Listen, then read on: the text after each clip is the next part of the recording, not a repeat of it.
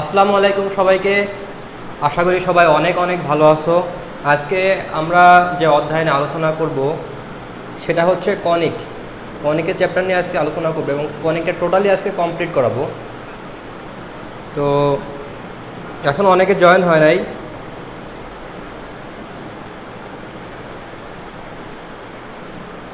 আলহামদুলিল্লাহ, আমি অনেক অনেক ভালো আছি।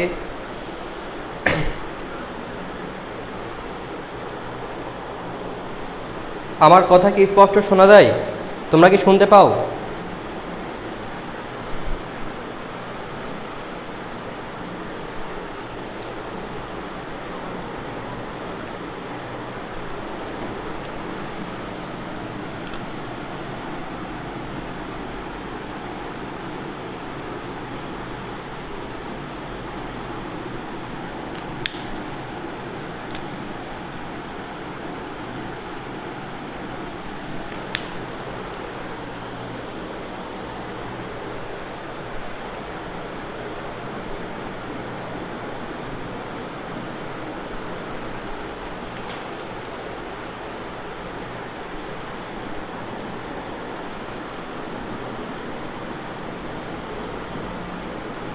একজন লিখেছে, ভাইয়া কনিক পারি না, বাকি চ্যাপ্টারগুলো পারি।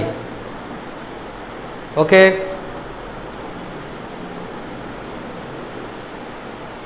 আজকে আমরা কনিকের কনসেপ্টটা পুরোপুরি ক্লিয়ার হয়ে যাবে। ওকে, সো নো টেনশন। আচ্ছা, আমার কথা স্পষ্ট শোনা যায় কিনা এবং আমি যেটা বোর্ডে লিখেছি সেটা দেখা যায় কিনা একটু কনফার্ম করো আমাকে।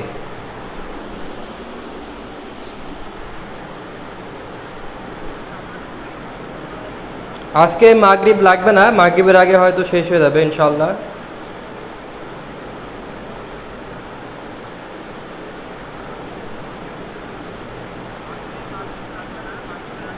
আচ্ছা, সো তাহলে আমরা ক্লাসটা শুরু করতে পারি। আচ্ছা, আমরা প্রথমে ঢাকা ভার্সিটির কোশ্চেন ব্যাংক তো করবোই, তো তার করার আগে আমাদের কিছু জিনিসপত্র জানতে হবে। মূলত আমাদের কনিকটা আসলে কই থেকে আসছে বা কনিকের ভিতরে আসলে কোন কোন জিনিসগুলো পড়ে সেই জিনিসটা আমরা আগে একটু জেনে নেব, অ্যান্ড দেন হচ্ছে আমরা যে ভিতরে যে কোশ্চেন ব্যাংক অ্যানালাইসিস করব। সো প্রথমে আমাদের জানতে হবে যে আসলে কনিকটা কই থেকে আসছে, অর্থাৎ কনিকের পরিস্থিতিটা কই থেকে আসছে। আমরা ছোট্ট একটু হালকা একটু কনসেপ্ট দিয়ে তারপরে আমরা শুরু করবো, বেশি সময় লাগবে না। সো টাইপ 1 লিখবা হচ্ছে কনিকের পরিস্থিতি। টাইপ 1 যেটা লিখবা সেটা হচ্ছে কনিকের পরিস্থিতি।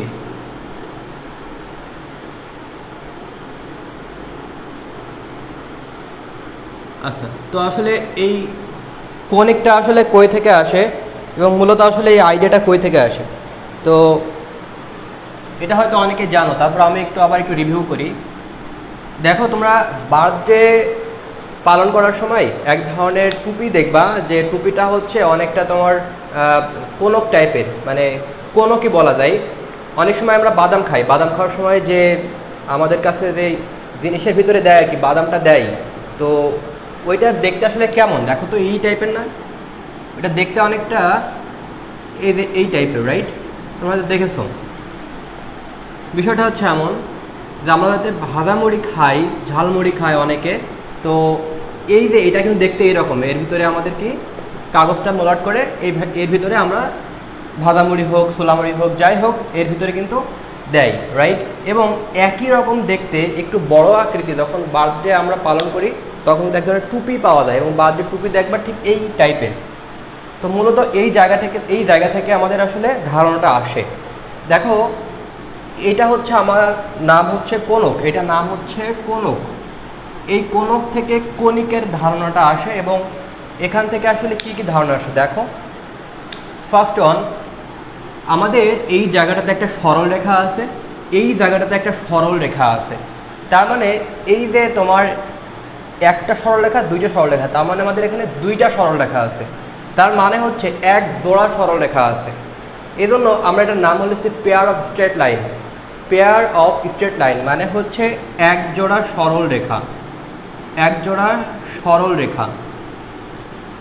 তো আমাদের ইন্টারমিডিয়েট লেভেলে এক জোড়া সরল রেখা নিয়ে আলোচনা নাই, আমাদের জাস্ট একটা রেখা নিয়ে আলোচনা, অর্থাৎ শুধুমাত্র এই অংশ অথবা শুধুমাত্র এই অংশ, অর্থাৎ একটা সরল রেখা নিয়ে আলোচনা আছে।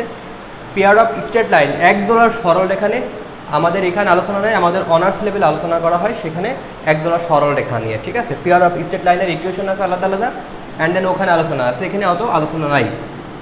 নাম্বার 2 যেটা, সেটা হচ্ছে যদি এইটাকে আমরা এইভাবে অ্যাঙ্গেল করে কাটি একদম আনুভূমিক বরাবর, একদম আনুভূমিক প্লেন বরাবর, দ্যাট মিনস আমি বলতে চাচ্ছি এইটার সমান্তরাল বরাবর আমি যদি এরকমভাবে কাটি তাহলে আমি যেটা পাবো সেটা কি জানো?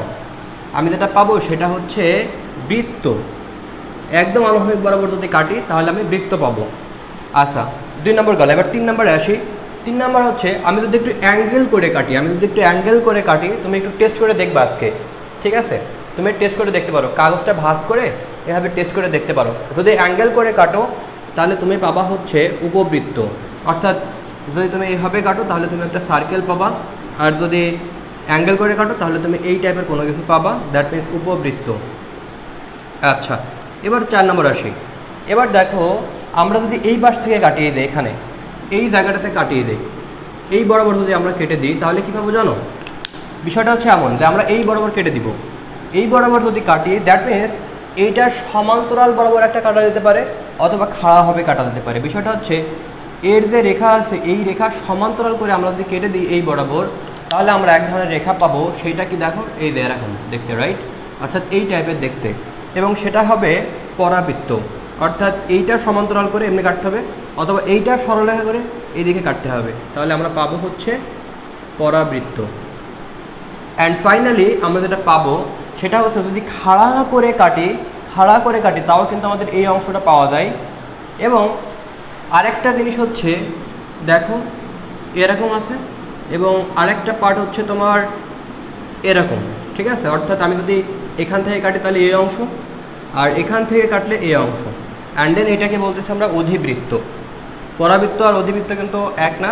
পরাবৃত্তের ক্ষেত্রে আমাদের এইটার সমান্তরাল করে কাটতে হয়, আর অধিবৃত্তর ক্ষেত্রে আমাদের একদম খাড়া করে কাটবো, সেই ক্ষেত্রে হবে অধিবৃত্ত। সো আমরা বুঝে নিলাম যে আসলে কোণিকটা কি, এটা হচ্ছে অধিবৃত্ত, অধিবৃত্তের আকৃতিটা হয় এমন। এখন আমাদের এই চ্যাপ্টারে আলোচনা আছে কোন কোন জায়গায়, দেখো আমাদের যে আলোচনা আছে সেটা হচ্ছে এই 3, 4, 5, আমাদের 1 এবং 2 আলোচনা নাই এই চ্যাপ্টারে। মূলত 1 এবং 2ও আমাদের কোণকের ভিতরে পড়ে, দ্যাট মিনস কণিকের ভিতরে পড়ে। কণিকের ভিতরে 5টা অংশ আছে, 1 হচ্ছে সরল রেখা, 2 বৃত্ত, 3 উপবৃত্ত, 4 পরাবৃত্ত, 5 অধিবৃত্ত। বাট আমাদের এখানে যে টপিকটা নিয়ে আলোচনা হবে সেটা হচ্ছে উপবৃত্ত, পরাবৃত্ত, অধিবৃত্ত। সরলরেখা আর বৃত্ত আলোচনা নাই, এবং সরলরেখা বৃত্ত কিন্তু আমরা অলরেডি করে এসেছি, রাইট? সো এটা নিয়ে আমাদের আলোচনা নাই। আচ্ছা, এখন ঢাকা ভার্সিটিতে এই 3টা টপিকের ভিতরে আসলে কোন জায়গা থেকে কোশ্চেন আসে সেটা একটু বলি। মাইন্ড ইট, আমাদের সব কোশ্চেন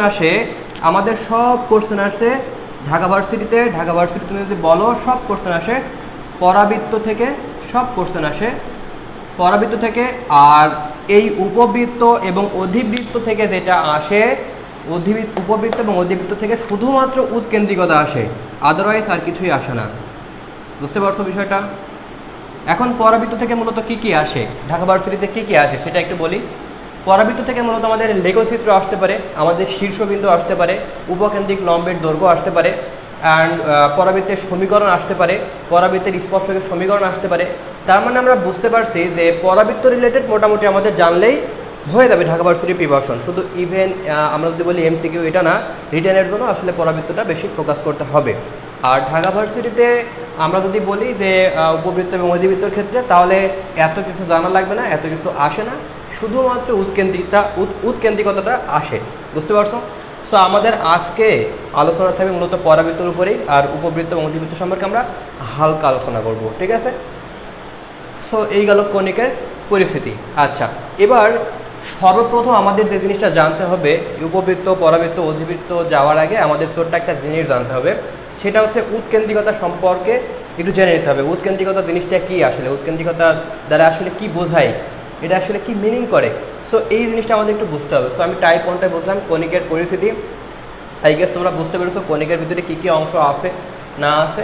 অ্যান্ড আমরা টাইপ 2 এখন যেটা শিখবো সেটা হচ্ছে উৎকেন্দ্রিকতা সম্পর্কে। উৎকেন্দ্রিকতা সম্পর্কে আমরা একটা ধারণা নেব। এখানে লেখো উৎকেন্দ্রিকতা না, উৎকেন্দ্রিকতা আমরা একটু পরে শিখবো। কণিকের পরিস্থিতি, আমরা কণিকের একটু সাধারণ সমীকরণটা একটু দেখবো আর কি। হ্যাঁ, এই জায়গাটা আমরা একটু লিখবো যে কণিকের সাধারণ সমীকরণ। কণিকার একটা সাধারণ সমীকরণ আছে, সেটা যদি আমরা একটু দেখি,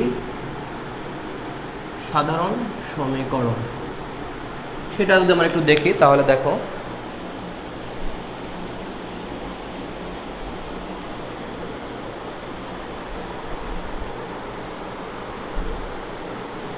আদার্স ভার্সিটির জন্য পরাবৃত্ত বেশি ইম্পর্টেন্ট। অবশ্যই অবশ্যই আদার্স ভার্সিটির জন্য পরাবৃত্ত বেশি ইম্পর্টেন্ট। তবে উপবৃত্ত আমি যখন রিটার্ন করাবো, এই অধ্যায় মূলত আমি রিটার্ন করাবো, কারণ ঢাকা ভার্সিটিতে এই অধ্যায়ে রিটার্ন আসার পসিবিলিটি অনেক অনেক বেশি, যার কারণে যখন রিটার্ন করাবো তখন তোমাদের অনেক ভালোভাবে কমপ্লিট হবে। আপাতত আমি ঢাকা ভার্সিটির এমসিকিউর উপর বেস করে পড়াচ্ছি, রিটার্ন আমি করাবো আর কি। হ্যাঁ, রিটার্ন যে চ্যাপ্টারগুলো ইম্পর্টেন্ট অবশ্যই করাবো। স্পেশালি ফার্স্ট পেপারে যে অধ্যায় থেকে মূলত কোশ্চেন আসার সম্ভাবনা বেশি, সেটা আমরা আগেই বলেছিলাম। ফার্স্ট পেপার থেকে রিটার্নের জন্য তোমাদের বলেছিলাম আমি, রিটার্নের অংশের জন্য ফার্স্ট পেপার থেকে আমাদের যে চ্যাপ্টারগুলো পড়তে হবে বেসিক্যালি, সেটা হচ্ছে 4 নম্বর অধ্যায়, 5 নম্বর অধ্যায়, 8 নম্বর অধ্যায়, 9 অধ্যায়, 10 অধ্যায়, এইগুলো আমাদের রিটার্নের জন্য পড়তে হবে। আর সেকেন্ড পেপার বলতেছিলাম তোমাদের হচ্ছে যে চ্যাপ্টারগুলোর কথা, সেটা হচ্ছে 3 অধ্যায়, 4 অধ্যায়, 6 অধ্যায় আর 10 অধ্যায়, বুঝতে পারছো? এবং সব থেকে বেশি ইম্পর্টেন্ট এবার আমাদের এই 6 অধ্যায়টা খুব বেশি ইম্পর্টেন্ট। আর জ্যামিতিক চ্যাপ্টার মূলত আছে কি কি? জ্যামিতিক চ্যাপ্টার আছে 3, 4, 6। তো ঢাকা ভার্সিটিতে গত বছর 3 অধ্যায় থেকে এসেছে, সো আমাদের 4 অধ্যায় আর 6 অধ্যায় থেকে আমাদের একটা কোশ্চেন আসার সম্ভাবনা অনেক অনেক বেশি। তারপরে গত বছর ঢাকা ভার্সিটিতে আমাদের দ্বিপদী বিস্তৃতি থেকে দিয়েছে। তো দ্বিপদী বিস্তৃতি রিলেটেড আমাদের যে অধ্যায়গুলো আছে সেটা হচ্ছে আমাদের বিন্যাস সমাবেশ এবং 10ম অধ্যায়, এরা একই স্টাইলের ভিতরে পড়ে, একই ক্যাটাগরির ভিতরে পড়ে, তাই আমাদের 5 এবং 10 অধ্যায় থেকে একটা কোশ্চেন আসার সম্ভাবনা অনেক অনেক বেশি। আর এইদিকে হচ্ছে ক্যালকুলাস, এই 9 আর 10 থেকে একটা কোশ্চেন আসার সম্ভাবনা অনেক অনেক বেশি। 8 থাকলো আর একটা কোশ্চেন, সেটা হচ্ছে 3, 4, 8, ঠিক আছে? সো এই বাকিগুলো আমরা মোটামুটি আমরা যেগুলো বেশি ফোকাস করব সেটা হচ্ছে ফার্স্ট পেপারে 4, 5, 9, 10, 6, 10, বুঝতে পারছো? এইগুলো আমরা মোটামুটি ভালো করে ফোকাস করলে হবে। ওকে, যাই হোক, হ্যাঁ রাইট, এর অনেক কোশ্চেন আসে যে কোনটা বৃত্ত হবে, কোনটা সরলরেখা হবে, অবশ্যই এটা বোঝাবো, ঠিক আছে? সো আমি এই জন্য আর কি কণিকের সাধারণ সমীকরণটা লিখলাম। সো আই গেস তোমরা বুঝতে পেরেছো। আমি এখন কণিকের সাধারণ সমীকরণটা লিখি। আসলে দেখো, প্রথমত আমাদের একটা ইকুয়েশন আছে, দেখো যে আমি এখানে একটা অক্ষ আঁকলাম, এটা হচ্ছে এক্স অ্যাক্সিস, এটা হচ্ছে ওয়াই অ্যাক্সিস। এই বরাবর আমি একটা কি করলাম যে এরকম কোনো কিছু আঁকলাম। আসলে এইটা কি মিন করে জানো? এটা শুধুমাত্র যে পরাবৃত্ত মিন করে ব্যাপারটা এমন না। এই যে আমি যেটা আঁকলাম এটা কিন্তু এর ভিতরে কিন্তু আমাদের উপবৃত্তও আছে, এর ভিতরে আমাদের অধিবৃত্তও আছে, তবে অধিবৃত্তের ক্ষেত্রে আমাদের আর একটা রেখা দেওয়া লাগে, রাইট? সো এই জিনিসটাতে শুধুমাত্র পরাবৃত্ত বিষয়টা এমন না, এটা উপবৃত্ত মিন করতে পারে। যাই হোক, তো আমরা এই জায়গাটাতে একটা স্থানাঙ্ক ধরে নিলাম, সেটা হচ্ছে এস, এবং তাহার স্থানাঙ্ক ধরে নিলাম হচ্ছে এইচকে। অর্থাৎ আমাদের উপ কেন্দ্রটা মূল বিন্দুতে নাই, সেটা হচ্ছে এইচকে বিন্দুতে শিফট করেছে। এরপরে আমরা জানি যে এর উপরে যে কোনো একটা বিন্দু ধরে নিতে হয়, সেটা হচ্ছে এক্স ওয়াই, এবং আমি এটা ধরে নিলাম যে এসপি। এবং তোমরা জানো যে এটা হচ্ছে আমাদের অক্ষরেখা আর এটা হচ্ছে আমাদের নিয়ামক রেখা। তো অক্ষরেখা, নিয়ামক রেখা, এবং এই পয়েন্ট থেকে আমাদের একটা রেখা দেওয়া হয় পিএম, এবং আমাদের একটা এবং কণিকের এভারেজ একটা তোমার ডেফিনেশন আছে, সেটা কি? এভারেজ মানে সকল সাধারণ সমীকরণের ক্ষেত্রে আমরা লিখি হচ্ছে এসপি ইকুয়াল টু ইপিএম, কারণ আমরা এখানে জানি না এটা পরাবৃত্ত না উপবৃত্ত না অধিবৃত্ত, সো আমরা এরকম লিখি। অ্যান্ড দেন আমরা এই ইকুয়েশনটাকে যদি বলি হচ্ছে এ এক্স প্লাস হচ্ছে B Y plus C equal 0, তাহলে আমরা এই রেখার উপরে এই রেখাটা হচ্ছে লম্ব রেখার সমীকরণ পাবো আমরা, রাইট? এইটা। সো দেখো এসপি মানে কি? এসপি মানে দূরত্ব নিলে হবে, সেটা কি X minus A square whole square plus Y minus K তার হোল স্কোয়ার ইকুয়াল ই। আর পিএম মানে কি দেখো, পিএম মানে হচ্ছে এই রেখা লম্বরেখার সমীকরণ। তাহলে লম্বরেখাটা কী পাবো বলতে পারবা? সেটা হচ্ছে A X plus B Y plus C root over A square by B square. এটা আমরা সরলরেখায় পড়ে এসেছি, রাইট? সরলরেখায় পড়ে এসেছি। এবার এই ইকুয়েশনকে একটা সলভ করার একটা বড় একটা ইকুয়েশন পাওয়া যায়। মানে এটাকে যদি সলভ করা হয় বেশ বড় হবে, করার পরে আমরা একটা লাস্ট লাইন পাই এবং সেটাকে বলছি সাধারণ সমীকরণ। সেটা হচ্ছে এমন যে এখানে হবে A X square plus B, আমরা এখানে যেটা লিখব two H X Y plus B Y square plus হচ্ছে তোমার two G X plus two F Y plus C equal 0। Okay, so আমরা এটা যেটা পেলাম যে আমরা যদি এইটাকে ভাঙার পরে একটা বড় একটা ক্যালকুলেশন করতে হবে। ক্যালকুলেশন করার পরে আমরা এরকম একটা ইকুয়েশন পাবো। আর এই ইকুয়েশনের নাম দিচ্ছে হচ্ছে কণিকের সাধারণ সমীকরণ। কণিকের সাধারণ সমীকরণ। প্রচুর ডিম খান নাকি ভাই? আচ্ছা, কণিকের সাধারণ সমীকরণ হচ্ছে এটা, ঠিক আছে? সো তাহলে আমরা দেখো এইটা হচ্ছে বুঝলাম যে কণিকের সাধারণ সমীকরণ। এখন কণিকের সাধারণ সমীকরণ মানে কি আমরা একটু আগেই বুঝে আসলাম যে কণিক বলতে শুধুমাত্র যে পরাবৃত্ত উপবৃত্ত অধিবৃত্ত বোঝায় বিষয়টা এমন না। আমাদের কণিক বলতে বোঝায় সেটা পরাবৃত্ত হতে পারে, উপবৃত্ত হতে পারে, অধিবৃত্ত হতে পারে, ইভেন সরলরেখা অ্যান্ড বৃত্ত হতে পারে। সেটা আমরা একটু আগেই বুঝে আসলাম। সো আমাদের এই ইকুয়েশনের উপরে বিভিন্ন কন্ডিশন অ্যাপ্লাই করে আমি কখনো কখনো বলতে পারি এই ইকুয়েশনটা বৃত্ত, কখনো বা সরলরেখা, কখনো বা উপবৃত্ত, কখনো বা অধিবৃত্ত। তো ইন জেনারেল সরলরেখার পার্টটা আসে না, যে বলে না যে নিচের ইকুয়েশনটা কি সরলরেখা না, সরলরেখা সবাই চেনে, সিম্পলি চিনে, এই জন্য আসলে এটা দেয় না। দিতে পারে কি, আমাদের দিতে পারে বৃত্ত, উপবৃত্ত, অধিবৃত্ত, হাবিজাবি এইসব দিতে পারে। সো আমরা এখন যেটা বুঝবো সেটা এটা কখন উপবৃত্ত হবে এবং কখন অধিবৃত্ত হবে এইগুলো আমরা একটু বুঝবো। সো খুবই সিম্পল, আমরা বৃত্তের ইকুয়েশন জানি আর কি। আমরা কখন বৃত্ত বলতে পারবো এটার উপরে, এই ইকুয়েশনের উপরে কোন কন্ডিশন অ্যাপ্লাই করলে আমরা বৃত্ত বলতে পারবো। খুবই সিম্পল, দেখো আমাদের যখন এ এবং বিটা সমান হবে আর যখন এইচটা থাকবে না, অর্থাৎ এইচটা 0 হয়ে যাবে। আমরা জানি যে বৃত্তের সমীকরণে এক্স ওয়াই পার্টটা থাকে না, তাহলে এক্স ওয়াই পার্টটা 0 করার জন্য তোমার একটা কন্ডিশন অ্যাপ্লাই করতে হবে। তুমি বলবা এইচ ইকুয়াল টু 0 অ্যান্ড তুমি জানো এক্স স্কোয়ার এবং ওয়াই স্কোয়ারের সহগটা হতে হয় সমান। তাহলে আমরা এ এবং বি যদি সমান হয়ে যায় তখন আমরা এটা বলতে পারি বৃত্ত। নাম্বার 1 গেল। নাম্বার টু হচ্ছে যে আমি এখানে কখন উপবৃত্ত বলতে পারবো। উপবৃত্ত হচ্ছে আমি এটা এবং বিটা গুণ করব, এ এবং বি গুণ করব মাইনাস, এখানে দেখো এক্স ওয়াই এর সাথে এক্স ওয়াই বাদ দাও, এক্স ওয়াই বাদ দিয়ে দেখো 2h 2 ইন্টু সামথিং, 2 সাথে যেটা থাকবে সেইটা স্কোয়ার ইকুয়াল যদি 0 হয় তাহলে এটা বলবো হচ্ছে পরাবৃত্ত।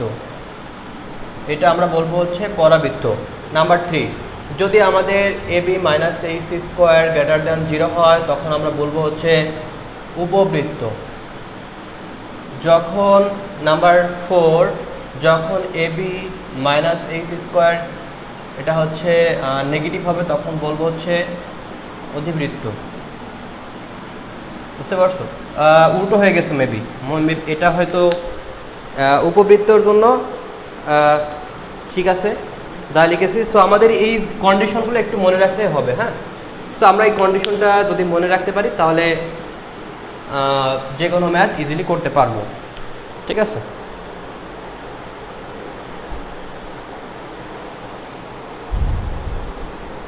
ক্লিয়ার না? তো এখানে কমপ্লেক্স করি নাই ভাই, খুবই ইজি। ক্লিয়ার না হওয়ার কিছু দেখি না। আমি জাস্ট বললাম কি যে এক্স ওয়াই পার্টটা যদি না থাকে, তাহলে সেটা সার্কেল হবে, রাইট? সার্কেল হওয়ার জন্য আরেকটা কন্ডিশন হচ্ছে এ এবং বিটা সমান হতে হবে, তাই লিখেছি। আর একটা জিনিস বললাম যে এ এবং বিটা গুণ করব, এবং বিটা গুণ করে মাইনাস এইচ স্কোয়ার করার পরে যদি আমাদের ভ্যালু 0 আসে তাহলে বলবো এই সমীকরণটা বৃত্ত। যদি আমাদের A B minus H square ভ্যালুটা 0 থেকে বড় আসে তখন আমরা বলবো উপবৃত্ত। তারপরে এ বি মাইনাস এইচ স্কোয়ারের পার্টটা যদি নেগেটিভ আসে তখন বলবো অধিবৃত্ত। যদি ক্লিয়ার না হও, আমি উদাহরণ লিখছি ঢাকা ভার্সিটির, তারপরে তোমরা বিষয়টা আরও পরিষ্কার হয়ে যাবা। ঢাকা ভার্সিটির একটা উদাহরণে আসছে যে কোশ্চেনটা হচ্ছে এমন, আমি যদি একটু লিখি Y square minus 4y, Y square minus 4y, Y square minus 4y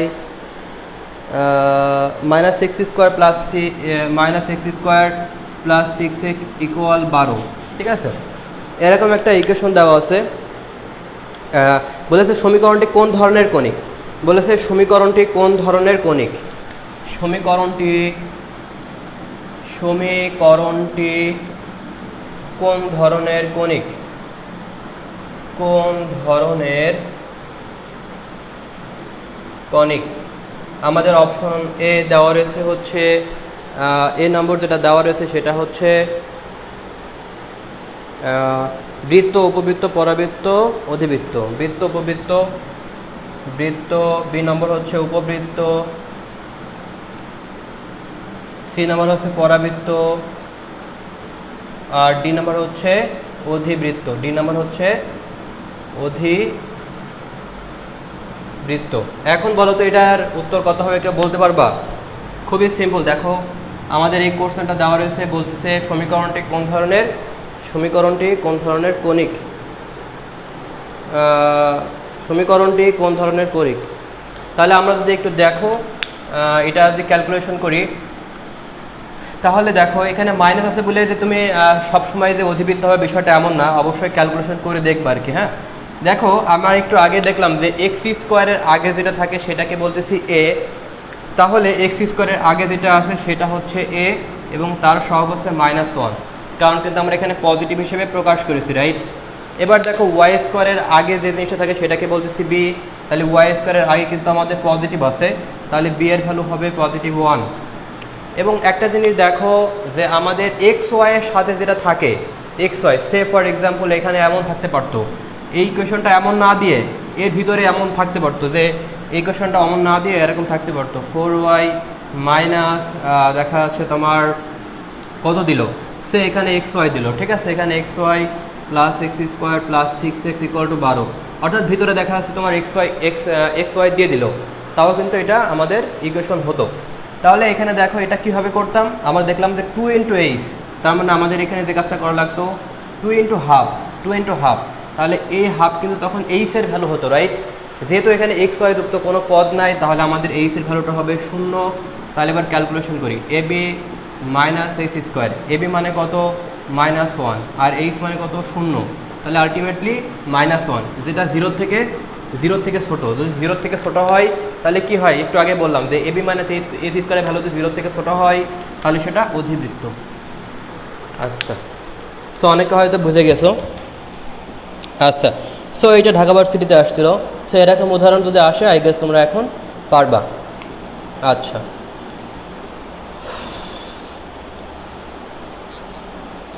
so আমাদের এই বিষয়টা গেল আর কি।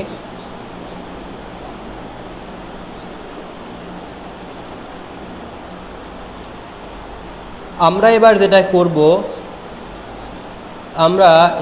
যেটা করব সেটা হচ্ছে যে এবার যেটা লিখবা সেটা হচ্ছে পরাবৃত্তের টাইপ 3 লিখবা। টাইপ 3 লিখবা পরাবৃত্তের সমীকরণ ও পরাবৃত্তের কিছু গুরুত্বপূর্ণ তথ্য। তার আগে আমাদের একটা ছোট্ট জিনিস জেনে নিতে হবে, সেটা হচ্ছে লেখো পরাবৃত্তের লেখচিত্র। পরাবৃত্তের লেখচিত্রটা আমাদের আগে একটু ভালো করে শিখতে হবে, তাহলে আমরা বিষয়টা বুঝতে পারবো। পরাবৃত্তের লেখচিত্র,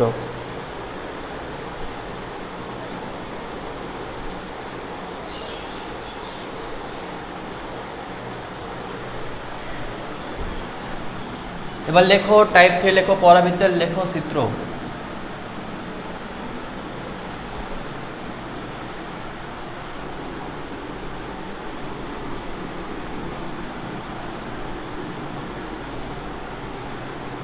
টাইপ 3 লিখবা হচ্ছে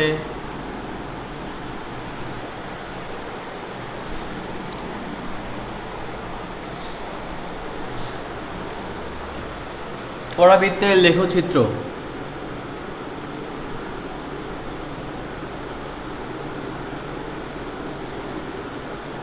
আচ্ছা, তো পরাবৃত্তের লেখচিত্র আসলে যদি আমরা বুঝি, নর্মালি পরাবৃত্তের ইকুয়েশন আমরা করে থাকি Y square equal 4ax or X square equal 4ay, আমরা এরকম করে থাকি।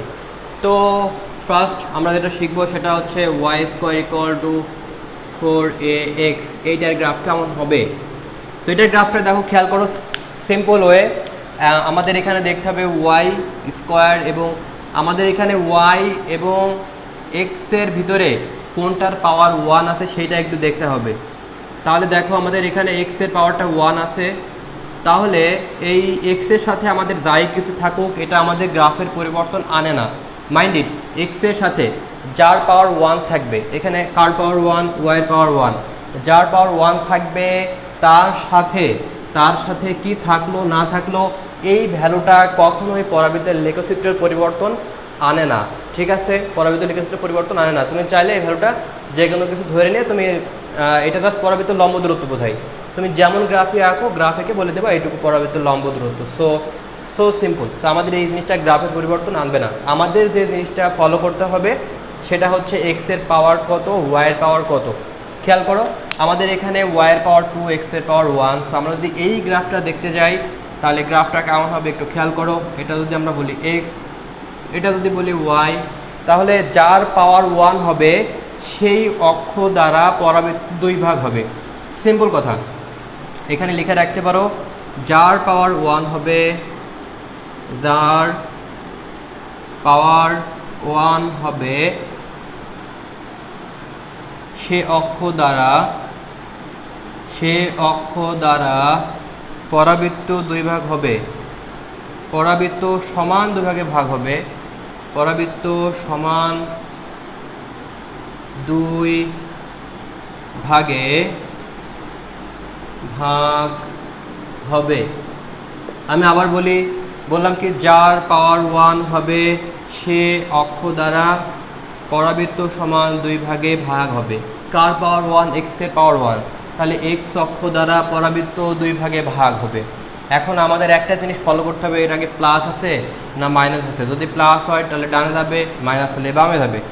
সো আমরা এই গ্রাফটা কেমন পাবো? পরাবৃত্ত এই অক্ষ দ্বারা পরাবৃত্ত 2 ভাগ হবে, তার মানে এই যে রেখাটা হবে সেটা এই যে পরাবৃত্তকে এখানে যতটুকু অংশে ভাগ করবে, এখানে ততটুকু অংশে ভাগ করবে।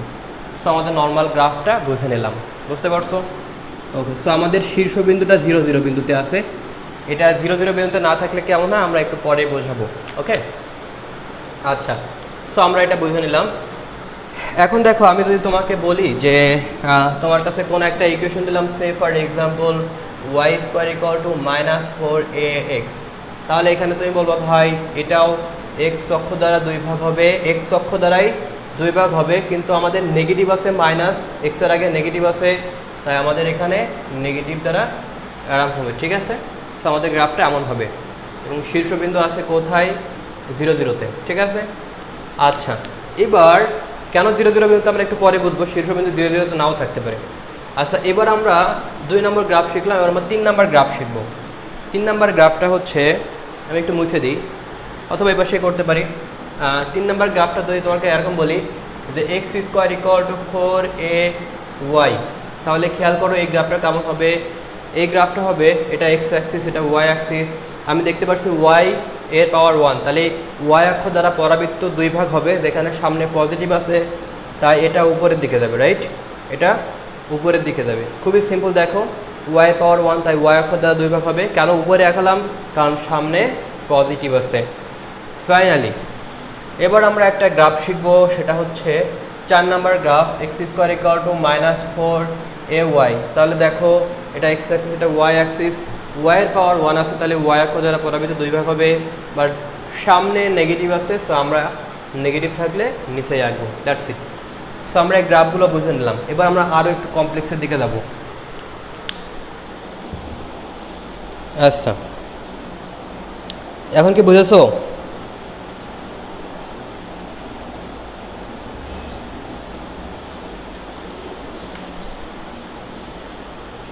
এখন কি ক্লিয়ার?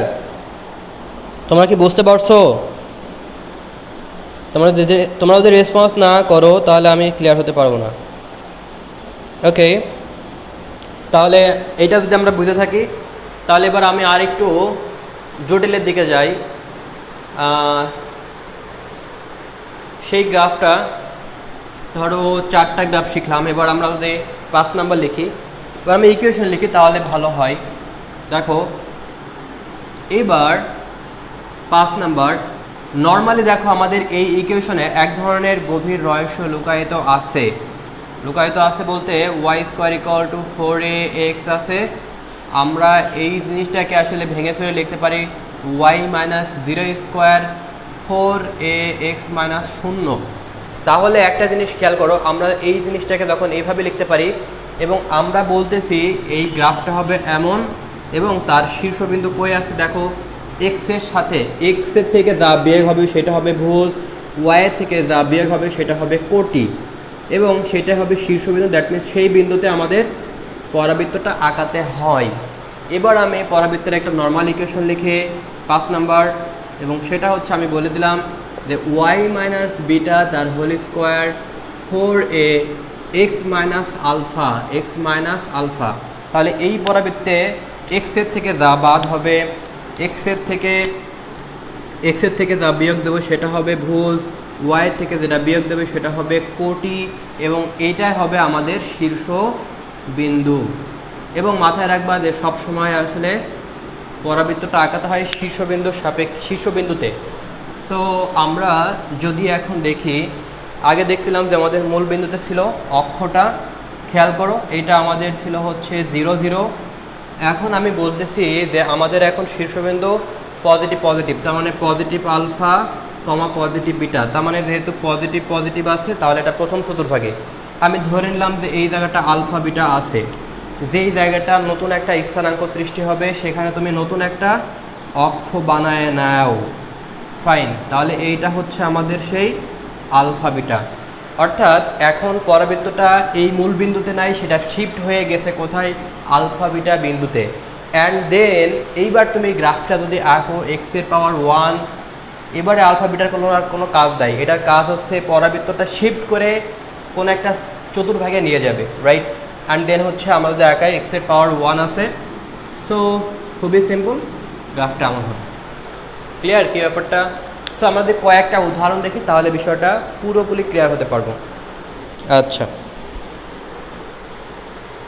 ওকে ফাইন, তাহলে আমরা কয়েকটা উদাহরণ দেখি তাহলে বিষয়টা পুরোপুরি ক্লিয়ার হতে পারবো। সে আমি কয়েকটা উদাহরণ বলি।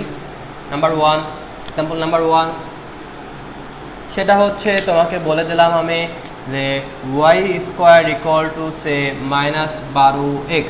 তোমাকে আগেই বলেছি আমাদের এখানে কি থাকলো না থাকলো সেটা দেখার বিষয় না, ওইটা আমাদের গ্রাফের পরিবর্তন আনে না। আমাদের পরিবর্তন আনবে x⁻1 না y⁻1 সেটা দেখতে হবে, আর সামনে মাইনাস আছে না প্লাস আছে সেটা দেখতে হবে। তাহলে আমাদের x⁻1, তাহলে x অক্ষ দ্বারা পরাবৃত্ত 2 ভাগ হবে, কিন্তু সামনে নেগেটিভ থাকার কারণে গ্রাফটা হবে লেফট সাইডে। ক্লিয়ার কি? কেন এটা 0 0 বিন্দুতে দিলাম? কারণ আমাদের কিন্তু এই ফরম্যাট নাই y - 1 তার হোল স্কোয়ার ইকুয়াল 4ax + 1, এরকম কিন্তু কোনো ফরম্যাট নাই আমাদের। জাস্ট এখানে দেখো সিম্পল ওয়েতে আছে। সো আমরা এটা বলতেছি 0 0 বিন্দুতে আসছে, খুবই সিম্পল। এবার আমি নতুন একটা উদাহরণ দিয়ে তোমাদের বলি, তাহলে দেখো কেমন হবে সেটা। সে আমি তোমাদের নতুন একটা উদাহরণ বললাম।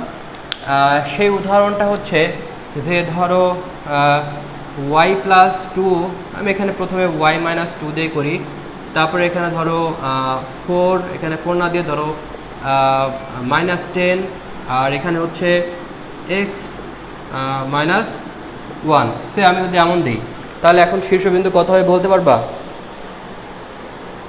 এখন কি এটার শীর্ষবিন্দু কত হবে বলতে পারবা? আমি যদি একটু দেখাই যে এটা শীর্ষবিন্দু কত হবে, একটু খেয়াল করো আমাদের শীর্ষবিন্দুটা কেমন হবে। খেয়াল করো, আমি একটু আগেই বললাম যে এক্স এর থেকে যা বিয়োগ হবে সেটা হবে ভুজ, ওয়াই এর থেকে যেটা বিয়োগ হবে সেটা হবে কোটি, এবং সেটাই হবে আমাদের শীর্ষবিন্দু।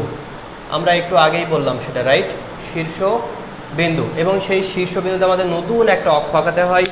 আমি ধরে নিচ্ছি এইটা হচ্ছে আমাদের 0 0 বিন্দু, অর্থাৎ মূল পয়েন্ট।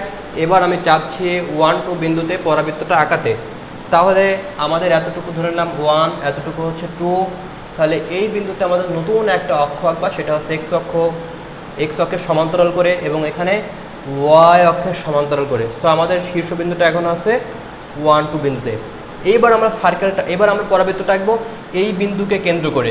এবার খেয়াল করো এক্সের পাওয়ার 1, তাহলে এক্স অক্ষ দ্বারা পরাবৃত্ত 2 ভাগ হবে, কিন্তু সামনে যে ভাই নেগেটিভ আছে, নেগেটিভ থাকার কারণে জিনিসটা এমন হবে। That's it. ক্লিয়ার কি? আই গেস তোমরা এখন বুঝতে পারছো বিষয়টা। ওকে, এবার আমরা একটা কাজ করি, এক্সাম্পল নাম্বার 3 করাই। Example number 3। এবার আমরা যে কাজটা করব, এখানে মাইনাস দিয়ে দিয়েছিলাম, খুবই ইজি।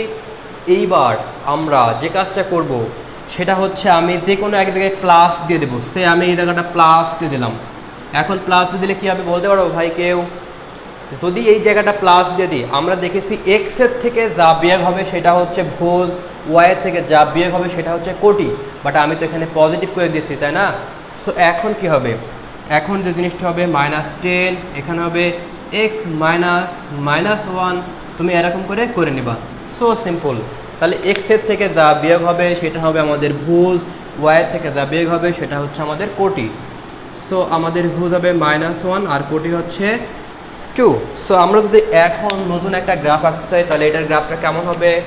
দেখো, এটার গ্রাফটা হবে -1, 2, তার মানে এটা হচ্ছে -1, 2, তার মানে এই জায়গাটাতে আমার নতুন একটা অক্ষ হবে। তাহলে এই জায়গাটাতে আমাদের কি শীর্ষবিন্দু, -1, 2টা হচ্ছে শীর্ষবিন্দু। এবার দেখো এক্সের পাওয়ার 1, তাহলে এক্স অক্ষ দ্বারা 2 ভাগ হবে, তার মানে এক্স অক্ষ দ্বারা 2 ভাগ হবে পরাবৃত্ত। সামনে নেগেটিভ আছে, তাই পরাবৃত্তটা এমন হবে। বুঝতে পারছো বিষয়টা? আচ্ছা, ওকে, ফাইন। তাহলে আমার মনে হয় তোমরা এখন বুঝতে পারছো।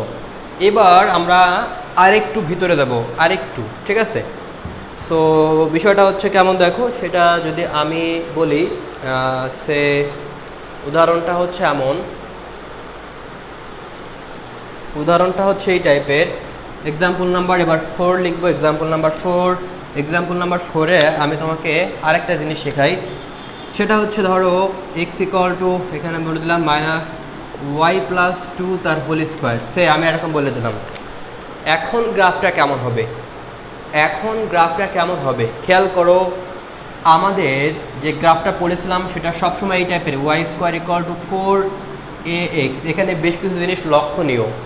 সেটা হচ্ছে যে আমাদের প্লাস কিংবা মাইনাস সেটা হচ্ছিল এক্সের সহগ, যার সহগ 1, যার পাওয়ার 1 তার সাথে যে ভ্যালুটা থাকবে তার আগে প্লাস কিংবা মাইনাস।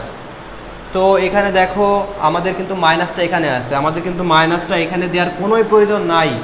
আমরা যে ইকুয়েশন শিখেছি সেটা স্কোয়ারের টার্মের আগে মাইনাসটা লিখি না, আমরা প্লাস কিংবা মাইনাস লিখি যার সহগ 1 তার সামনে। 4 বলতে বোঝায় যে কোনো কিছু হতে পারে, -1, -2, 4, 5, 6, 7, etc. সো আমি এখন এই জিনিসটাকে কিভাবে লিখতে পারি? আমি এই জিনিসটাকে যেভাবে লিখতে পারি সেটা হচ্ছে যে y+2 তার হোল স্কোয়ার -x -0, আমরা এভাবে লিখতে পারি। এই জায়গাটা কি থাকলো কি না থাকলো সেটা গ্রাফের পরিবর্তন আনে না। তাহলে দেখো আমি যেটা বলেছি যে এক্সের থেকে যেটা বিয়োগ হবে সেটা হবে ভুজ, ওয়াইয়ের থেকে যেটা বিয়োগ হবে সেটা হবে কোটি। এখানে প্লাস আছে, তাহলে ডেফিনেটলি আমাদের স্থানাঙ্কটা হবে 0, -2। সো আমরা যদি এই গ্রাফটা একটু ফলো করি তাহলে কেমন হবে দেখো, আমাদের গ্রাফটা হবে 0, -2, তার মানে এটা হচ্ছে 0, -2, তার মানে এই কোন একটা বিন্দুতে আছে। সো আমি যদি এরকম নতুন একটা অক্ষ আঁকি, আমাদের নতুন অক্ষটা এমন, আমাদের নতুন অক্ষটা এই এরকম হবে, রাইট? সো আমাদের এটা হচ্ছে নতুন অক্ষ। এইবার খেয়াল করো আমাদের সামনে নেগেটিভ আছে, যার পাওয়ার 1, এক্সের পাওয়ার 1 আছে, তাহলে এক্স অক্ষ দ্বারা পরাবৃত্ত 2 ভাগ হবে। সো গ্রাফটা হবে এমন, দ্যাটস ইট। এটা হবে কত? 0, -2। সো তোমরা বুঝতে পেরেছো হয়তো। আচ্ছা, এবার তো আমরা যদি এবার বুঝে থাকি তাহলে এবার আমরা যেটা করব, এইটা যদি বুঝে থাকি তাহলে ঢাকা ইউনিভার্সিটির যে কোনো গ্রাফ আমরা করতে পারবো। তবে আরেকটা জিনিস আমি তোমাদের একটু শেখাই, আরেকটা জিনিস আমি একটু শেখাতে চাচ্ছি। এক্সাম্পল 4 শিখালাম, এবার এক্সাম্পল 5 শেখাবো। এক্সাম্পল 4 শিখালাম, এক্সাম্পল 5। সো এক্সাম্পল নাম্বার 5 হচ্ছে এক্সাম্পল নাম্বার 5 দেখো এক্সাম্পল নাম্বার 5 আমি যদি তোমাকে এরকম কোনো কিছু বলি যে y equal to y square equal to minus root over X say এরকম বললাম say y equal to root over minus X আমি তোমাকে দিয়েছি তো এইটা, তাহলে এখন কী করতে হবে, আমরা একটু মূল গ্রাফে ফিরে যাই। মূল গ্রাফে বলা হচ্ছে যে আমাদের এই জায়গাটাতে মাইনাস আছে, মাইনাস মানে কি, আমাদের এইটা হচ্ছে প্লাস পোরশন, এটা হচ্ছে negative portion. That means Y equal to আমাদের এই পার্টটা হচ্ছে Y equal to positive root X এবং ওয়াই ইকুয়াল টু এটা হচ্ছে নেগেটিভ রুট এক্স। সো আমরা কিন্তু তোমাকে দিয়েছি এইটা, রাইট। সো আমি এটা করেছি কিন্তু প্লাস মাইনাসের জন্য। সো আমাদের এটা প্লাসও আছে, এটাতে নেগেটিভও আছে, বাট আমি তোমাকে দিয়েছি নেগেটিভের জন্য। সো আমাদের কিছুই করা লাগবে না, জাস্ট এটা একটু মুছে দাও, আমাদের এটা হবে গ্রাফ। ওকে, আচ্ছা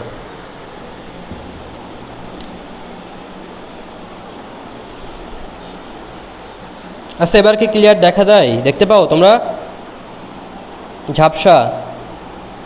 তাহলে হয়তো নেট প্রবলেম হতে পারে, হয়তো খুব শীঘ্রই ঠিক হয়ে যাবে। আচ্ছা তাহলে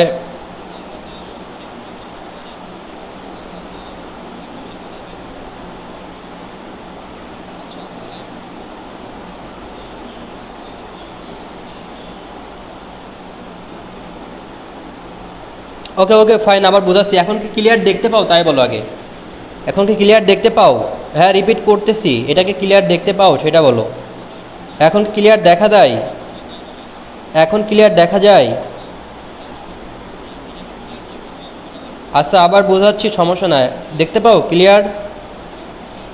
আচ্ছা ফাইন, ওকে। আমি যেটা বললাম যে তোমাকে আমি একটা গ্রাফ দিলাম, বলতেছি Y equal minus root over X, তোমাকে বলতেছি এই গ্রাফটা আগাইতে, তুমি বলতেছো ভাই এই গ্রাফটা আমার তো হবে না, তবে এইটাকে যদি আমি স্কোয়ার করি, তুমি যদি স্কোয়ার করো তাহলে কিন্তু এই গ্রাফটা আগাতে পারবা। নর্মালি তুমি এই গ্রাফটা হয়তো আগাইতে হিমশিম খেয়ে যাবা, দেন তোমাকে কি করতে হবে, এটাকে স্কোয়ার করে, স্কোয়ার করলে আমরা এই ফর্মেটে পাবো। অ্যান্ড দেন আমাদের যে কাজটা করতে হবে সেটা হচ্ছে এই গ্রাফটা কেমন হবে তোমরা জানো, যে আমি যদি এই গ্রাফটা আঁকি এক্সের পাওয়ার 1, তাহলে এক্সের পাওয়ার 1, এক্স দ্বারা পরাবৃত্ত 2 ভাগ হবে। সো আমি পরাবৃত্তকে 2 ভাগ করে নিলাম, ফাইন। আমি কিন্তু এই গ্রাফটা আঁকাইছি, বাট আমি তোমাকে দিয়েছি তো এইটা, রাইট? তুমি এইটা আঁকিয়েছো, ফাইন, বাট তোমাকে দিয়েছি এইটা, এই জন্য পূর্বের অবস্থায় ফিরে দাও। পূর্বে কী ছিল আমাদের সামনে? নেগেটিভ ছিল। নেগেটিভ থাকার মানে হচ্ছে যে Y equal to positive X উপরে আর Y equal to negative root X আছে নিচের অংশ, রাইট? সো আমাদের এখানে যেটা আঁকেছি, আমাদের এখানে ড্র করেছি, এখানে কিন্তু পজিটিভ এবং নেগেটিভ দুইটা অংশ আছে। যখন আমি নেগেটিভ বলতেছি তাহলে মানে নিচের অংশটুকু হবে, আমাদের উপরের অংশটুকু হবে না। আমি এটাই বোঝাইছি আর কি, বুঝতে পারছো? আচ্ছা ওকে ফাইন। সো আমরা ঢাকা ইউনিভার্সিটির যদি দুইটা উদাহরণ দেখি তাহলে বিষয়টা আমরা একটু ক্লিয়ার হতে পারবো। ওকে, আমি ঢাকা ইউনিভার্সিটির দুইটা উদাহরণ লিখি, তাহলে বিষয়টা তোমরা ক্লিয়ার হতে পারবা। ঢাকা ইউনিভার্সিটির একটা কোশ্চেন দেওয়া রয়েছে, কোশ্চেনটা হচ্ছে এমন যে ওয়াই ইকুয়াল এক্স প্লাস 1 তার হোল স্কোয়ার।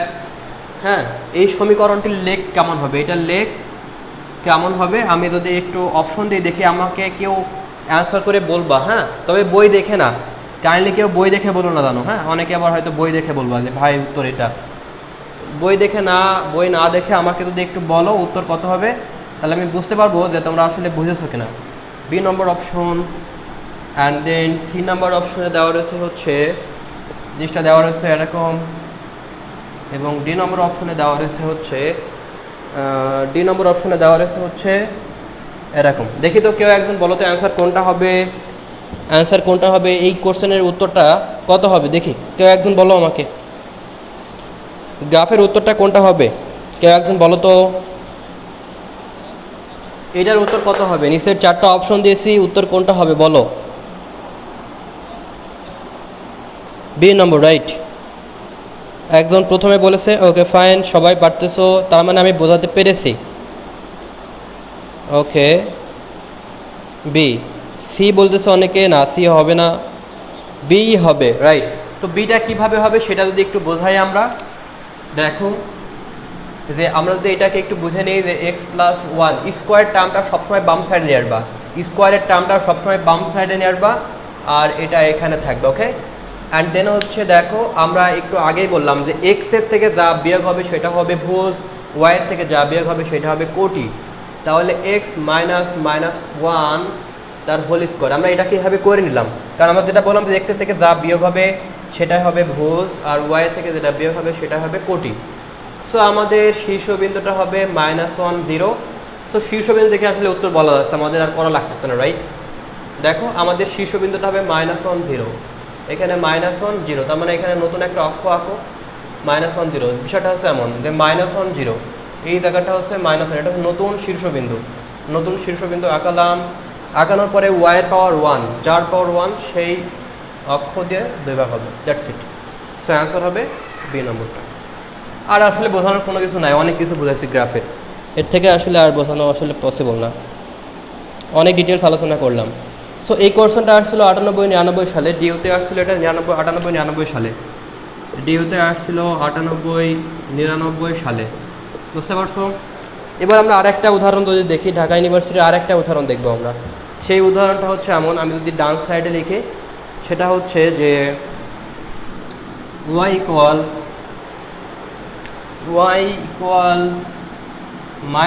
-x-1 তার হোল স্কোয়ার -1, এর লেখচিত্র কত হবে, এটার লেখ কত হবে আমাকে একটু বলবো। আমি এখানে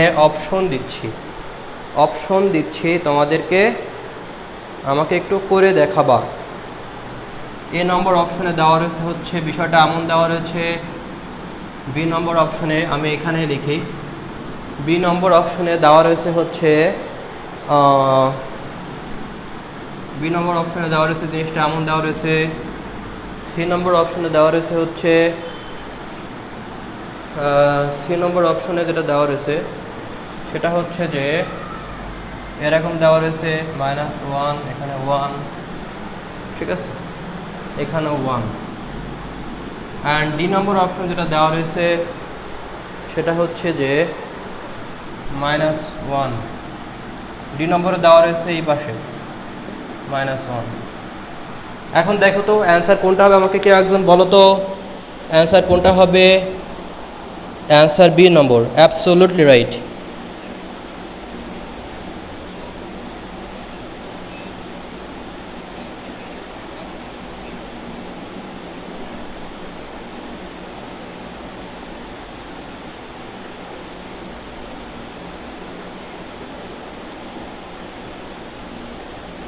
বুঝতে পারছো বিষয়টা? তোমরা কি ক্লিয়ার? সবাই বুঝতে পারছো? তার মানে আমি বোঝাতে পারছি। Okay fine. আচ্ছা তাহলে দেখো এইটার উত্তর কেমন হবে, দেখো এটার উত্তর কেমন হবে আমরা যদি একটু দেখি। দেখো এতগুলো গ্রাফ দেখালাম, যদি এরপরও না বুঝতে পারো তাহলে আসলে আর কিছু বলার নাই আসলে। হ্যাঁ, এতগুলো গ্রাফ দেখানোর পরে যদি না বুঝে থাকো তাহলে আসলে কিছু বলার নাই। x-1 তার হোল স্কোয়ার। সো আমরা যেটা বললাম যে স্কোয়ারের টার্মটা সবসময় বাম সাইডে নিয়ে আসবো, x হোল স্কোয়ার, এবং প্লাস কিংবা মাইনাস সেটা আমরা সবসময় ফলো করব আমাদের যার ঘাত 1 তার আগে। সো আমরা এই মাইনাসটা পাশে নিয়ে আসবো, এটুকু আমরা আগেই বুঝেছি যে স্কোয়ারের টার্মটা আমরা বাম সাইডে নিয়ে আসবো, আর যার পাওয়ার 1 তার আগে প্লাস কিংবা মাইনাস লিখবো। সো মাইনাসটা আমি এই পাশে লিখে দিলাম। আচ্ছা এবার যে কাজটা করতে হবে, দেখো x-1 তার হোল স্কোয়ার মাইনাস এখানে y-0 করে দিলাম। কোনো অসুবিধা আছে? নাই। কেন করলাম? শীর্ষবিন্দু পাওয়ার জন্য। দেখো এক্সের থেকে যেটা বিয়োগ হবে সেটা হবে ভুজ, ওয়াইয়ের থেকে যেটা বিয়োগ হবে সেটা হবে কোটি।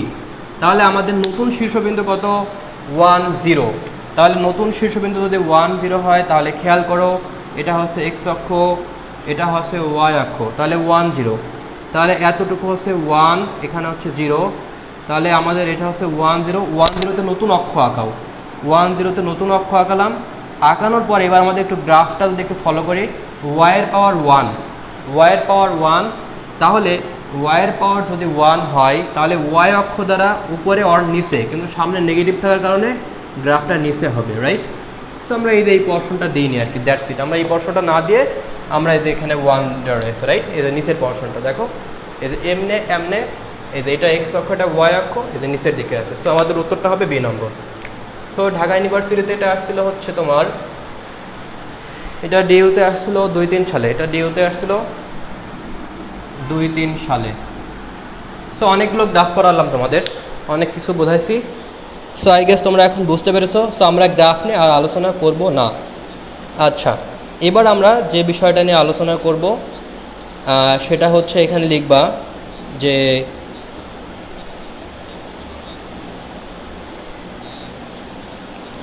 এবার আমরা পরের টাইপ লিখব। পরের 4 নম্বর টাইপ লিখো। 4 নম্বর টাইপ লিখবা হচ্ছে বৃত্তের পরাবৃত্তের সমীকরণ ও পরাবৃত্তের কিছু গুরুত্বপূর্ণ তথ্যাবলী। পরাবৃত্তের সমীকরণ ও পরাবৃত্তের কিছু গুরুত্বপূর্ণ তথ্য, বা লিখতে পারো পরাবৃত্তের সমীকরণ সমূহ ও পরাবৃত্তের কিছু গুরুত্বপূর্ণ তথ্য। সো আমরা এখন মুছে দিই, আমাদের 3টা টাইপ হয়ে গেল। এবার আমরা 4 নম্বর টাইপে যেটা শিখব সেটা হচ্ছে যে আমাদের 4 নম্বর যে টাইপটা সেটা হচ্ছে লিখবা পরাবৃত্তের সমীকরণ, পরাবৃত্তের সমীকরণ ও পরাবৃত্তের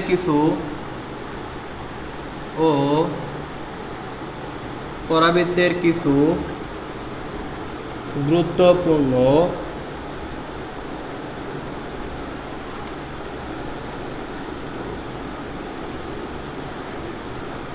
আচ্ছা দেখো এখানে লিখেছি পরাবৃত্তের সমীকরণ ও পরাবৃত্তের কিছু গুরুত্বপূর্ণ তথ্যাবলী। আচ্ছা,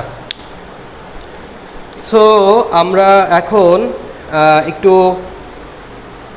যেহেতু গ্রাফ বুঝেছি তাহলে আমরা যে কোনো জিনিসপত্র ইজিলি করতে পারবো। সে ফর এক্সাম্পল আমি যদি তোমাকে বলি যে y square equal to 4ax, দেখো এই জিনিসটাকে আমরা কীভাবে লিখতে পারি, y মাইনাস 0 তার whole square 4ax minus 0। Fine, তাহলে আমরা বুঝতেই পারলাম যে এই পরাবৃত্তটা হবে আমাদের মূল বিন্দুতে, রাইট? সো আমি যদি মূল বিন্দুতে গ্রাফটা আঁকি তাহলে কেমন হবে খেয়াল করো, আমাদের গ্রাফটা হবে এমন।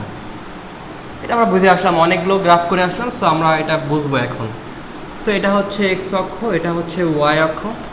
এবার একটু খেয়াল করো, এখন আমরা যেহেতু এটা বলতেছি 0 0 স্থানাঙ্ক, তাহলে আমি এখান থেকে কোনো একটা অংশে যদি যাই, বিষয়টা কেমন দেখো। বিষয়টা হচ্ছে যদি আমি এটা যদি বলি 0 0 স্থানাঙ্ক, আমি যদি তোমাকে এখন বলি 2 0, তুমি বলো যে ভাই 2 0 তো হচ্ছে এক্স অক্ষে এখানে হবে, কারণ এক্স অক্ষে আমাদের কোটিটা শূন্য হয়, আর যেহেতু এক্স অক্ষ বরাবর 2 একক গিয়েছি তাই হচ্ছে এমন হবে। তার মানে আমি এখানে বলতে পারি 3 0, হতে পারি 5 0, 6 0, 7 0, অর্থাৎ এটা হচ্ছে আমার বাস্তব ধনাত্মক দিকে মুভ করতেছি।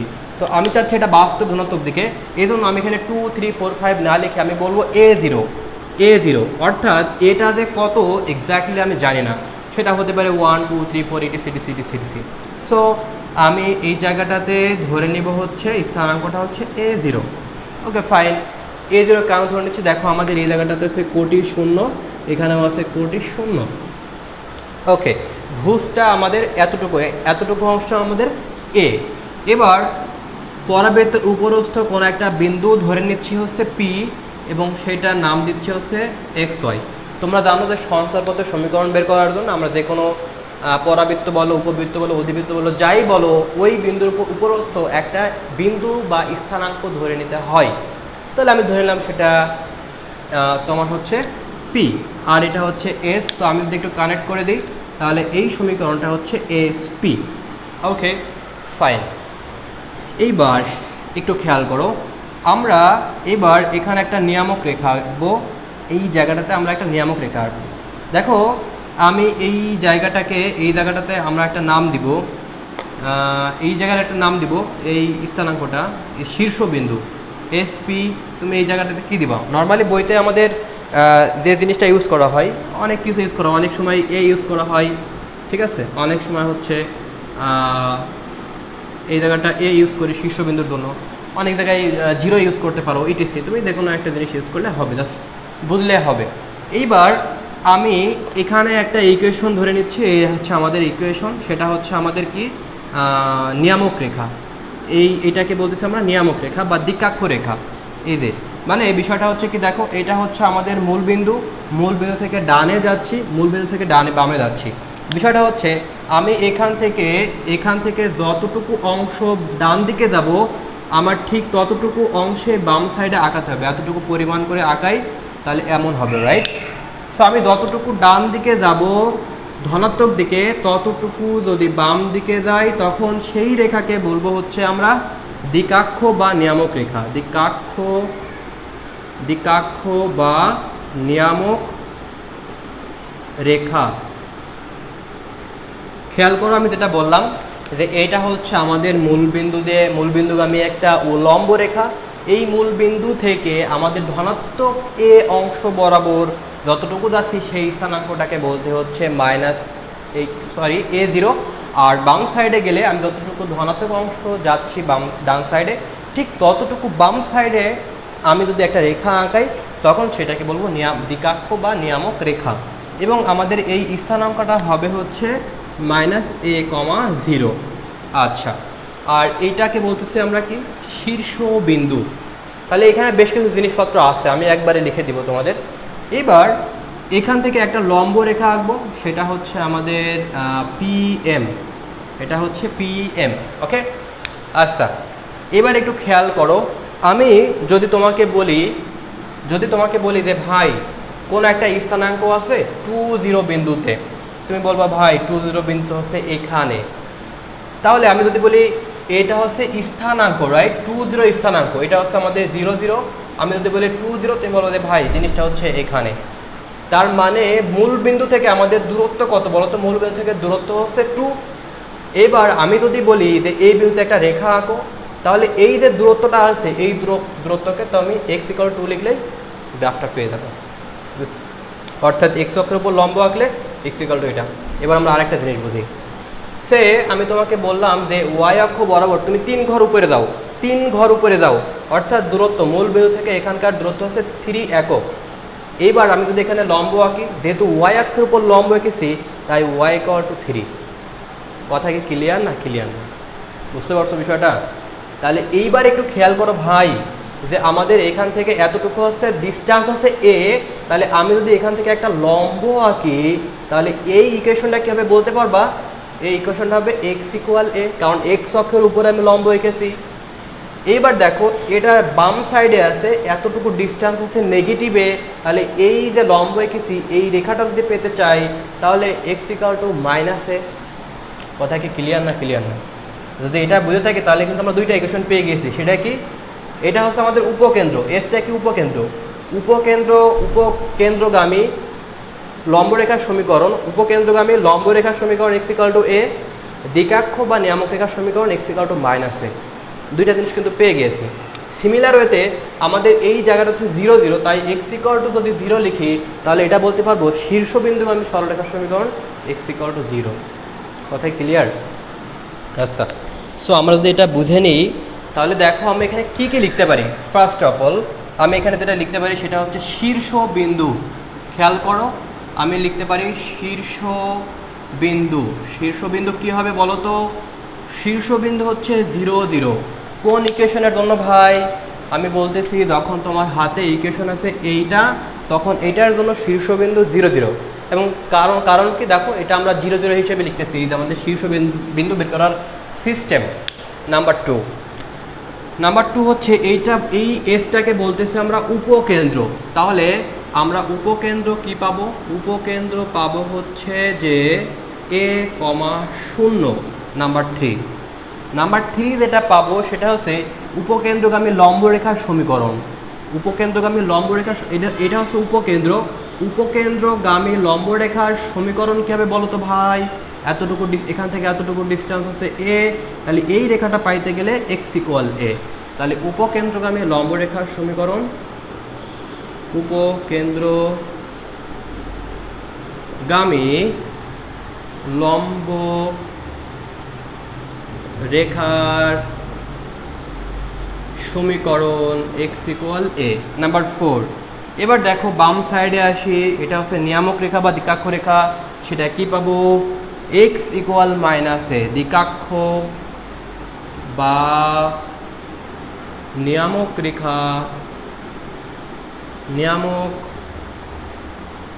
রেখার সমীকরণ x=-a। ওকে, ফাইন। তাহলে আমরা 4টা জিনিস পেলাম। এবার আসি লম্ব দূরত্ব। লম্ব দূরত্ব অর্থাৎ এবার আমরা যদি বের করতে চাই যে উপকেন্দ্রিক লম্বের দৈর্ঘ্য, সেটা কিভাবে পাবো? খেয়াল করো, লম্বের দৈর্ঘ্যটা আসলে কি? লম্বের দৈর্ঘ্যটা হচ্ছে, দেখো যে আমাদের এখান থেকে এতটুকু, যদি আমরা একটু আগেই বুঝলাম যে আমাদের পরাবৃত্তের একটা ডেফিনেশন আছে, সেটা কি জানো? যে এস এবং পি এর যে দূরত্ব হবে আর পি এবং এম এর দূরত্ব আমাদের সেম হবে, বুঝতে পারছো? এবং এই ক্ষেত্রে আমাদের ই এর ভ্যালুটা হয় হচ্ছে 1। তো কেন হয় উপকেন্দ্রের বিষয়টা আমি একটু পরে আলোচনা করবো আর কি। হ্যাঁ, আচ্ছা, মানে উৎকেন্দ্রিকতার বিষয়টা একটু যদি পরে আলোচনা করি। তো আমরা এখান থেকে, এটা হচ্ছে এস, আমি নতুন একটা স্থানাঙ্ক যদি তোমাদের বলে দিই, নতুন একটা স্থানাঙ্ক যদি তোমাদের আমি বলে দিই যে এইটা হচ্ছে আমাদের এখন নতুন একটা স্থানাঙ্ক, তাহলে এইটা হচ্ছে আমাদের এসপি আর এতটুকু হচ্ছে আমাদের পি এম, বুঝতে পারছো? এই যে এস, এটা আমি যদি বলি পি বলি, তাহলে এটা হচ্ছে আমাদের পি, এটা এম প্রাইম দিলাম। তো আমরা এতটুকুকে বলবো হচ্ছে 2a আর এতটুকুকে বলবো হচ্ছে 2a, বুঝতে পারছো? এতটুকু হচ্ছে 2a, যেহেতু এই রেখা দ্বারা পরাবৃত্তটা সমান 2 ভাগে ভাগ হয়, তাই এখান থেকে এতটুকু ডিস্টেন্সকে বলতেছি আমরা 2a, এতটুকুকে বলতেছি 2a। এর কারণ কি? কারণটা হচ্ছে, দেখো যে আমরা এখান থেকে পাই কি a, আর এতটুকু হচ্ছে a, রাইট? তার মানে এইটা যদি 2a হয়, খেয়াল করো আমাদের এসপি সমান পিএম, তাহলে যদি এসপি, আমাদের এসপি এবং পিএম যদি সমান হয়, খেয়াল করো তো ভাই, পিএম মানে কত? পিএম মানে এখান থেকে এতটুকু এ আমাদের দূরত্ব করতেছে, এখন দূরত্ব, তাহলে আমরা নেগেটিভ ইউজ করবো না। তাহলে দেখো আমাদের এসপি ইকুয়াল টু পিএম, আমি চাচ্ছি এসপির ভ্যালুটা কত, তো আমি কিসের মাধ্যমে প্রকাশ করতে চাচ্ছি? দেখো এসপি ইকুয়াল টু পিএম। এখন পিএম মানে কি? পিএম মানে এই যে পিএম মানে হচ্ছে যে এখান থেকে এতটুকু, তার মানে এ এস আর কি এ এস, আর হচ্ছে এই জায়গাটা ধরো আমি এখানে বললাম সে জেড প্রাইম বললাম, সে জেড প্রাইম বললাম, তাহলে এই জায়গাটা কি হবে? এ এস, আর এখানে হবে এ জেড প্রাইম। তাহলে এ এস মানে কত? এ এস মানে এ, আবার এখান থেকেও এ, তাহলে 2a। তাহলে দেখো এসপি মানে 2a পাচ্ছি, অর্থাৎ এসপি ইকুয়াল টু পিএম, আর পিএম মানে যেহেতু 2a, তাহলে এসপিও 2a, আর এতটুকু যদি 2a হয় তাহলে ডেফিনেটলি এতটুকু 2a। তাহলে আমরা 5 নম্বর পয়েন্ট কি লিখবো? যে লম্বের দৈর্ঘ্য, উপকেন্দ্রিক লম্বের দৈর্ঘ্য, উপকেন্দ্রিক লম্বের দৈর্ঘ্য 4a, উপকেন্দ্রিক লম্বের দৈর্ঘ্য, উপকেন্দ্রিক লম্বের দৈর্ঘ্য 4a, যেহেতু মডুলাস দেবা, এখানে দূরত্ব বলতেছি তাই তোমরা মডুলাস দেবা। 5টা পয়েন্ট শিখলাম। সো এইটুকু বুঝেছো কিনা একটু আমাকে বলো।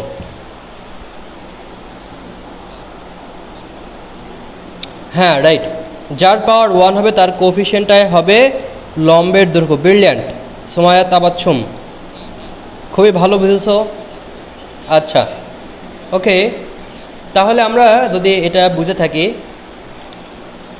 এখন আমরা যে কোনো জিনিসপত্র করতে পারবো। আমরা আরেকটা জিনিস বলতে পারি যে উপকেন্দ্রিক লম্বদ্বয়ের প্রান্তবিন্দু কী হবে, যদিও এটা লাগে না, তারপরেও লিখে রাখতে পারো। আরেকটা জিনিস লিখে রাখতে পারো, দেখো আমাদের এখানে অক্ষরেখা কোনটা? অক্ষরেখা, অক্ষরেখা মানে হচ্ছে যে অক্ষের উপর পরাবৃত্তটা দাঁড়িয়ে থাকবে। কোন অক্ষের উপর দাঁড়িয়ে আছে বলো তো ভাই?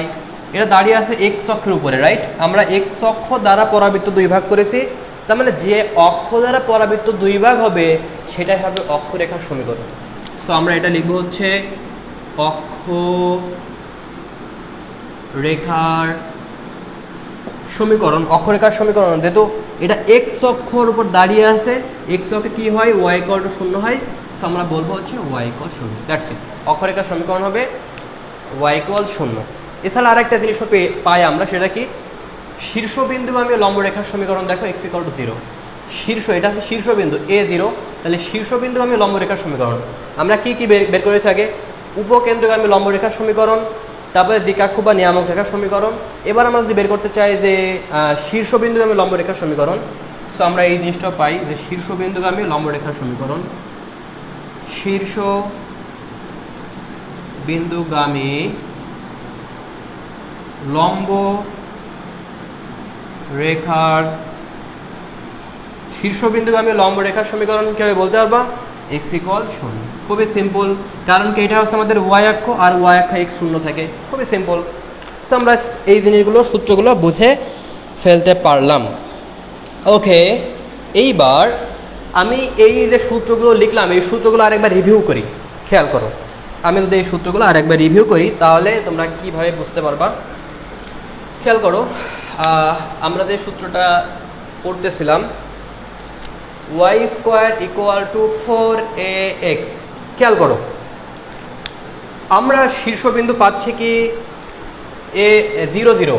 কারণ কি, কারণ আমরা একটু আগে বুঝলাম যে ওয়াই এর থেকে আমরা 0 বিয়োগ করতে পারছি, এক্সের থেকে 0 বিয়োগ করতে পারছি, তাই এটা হবে।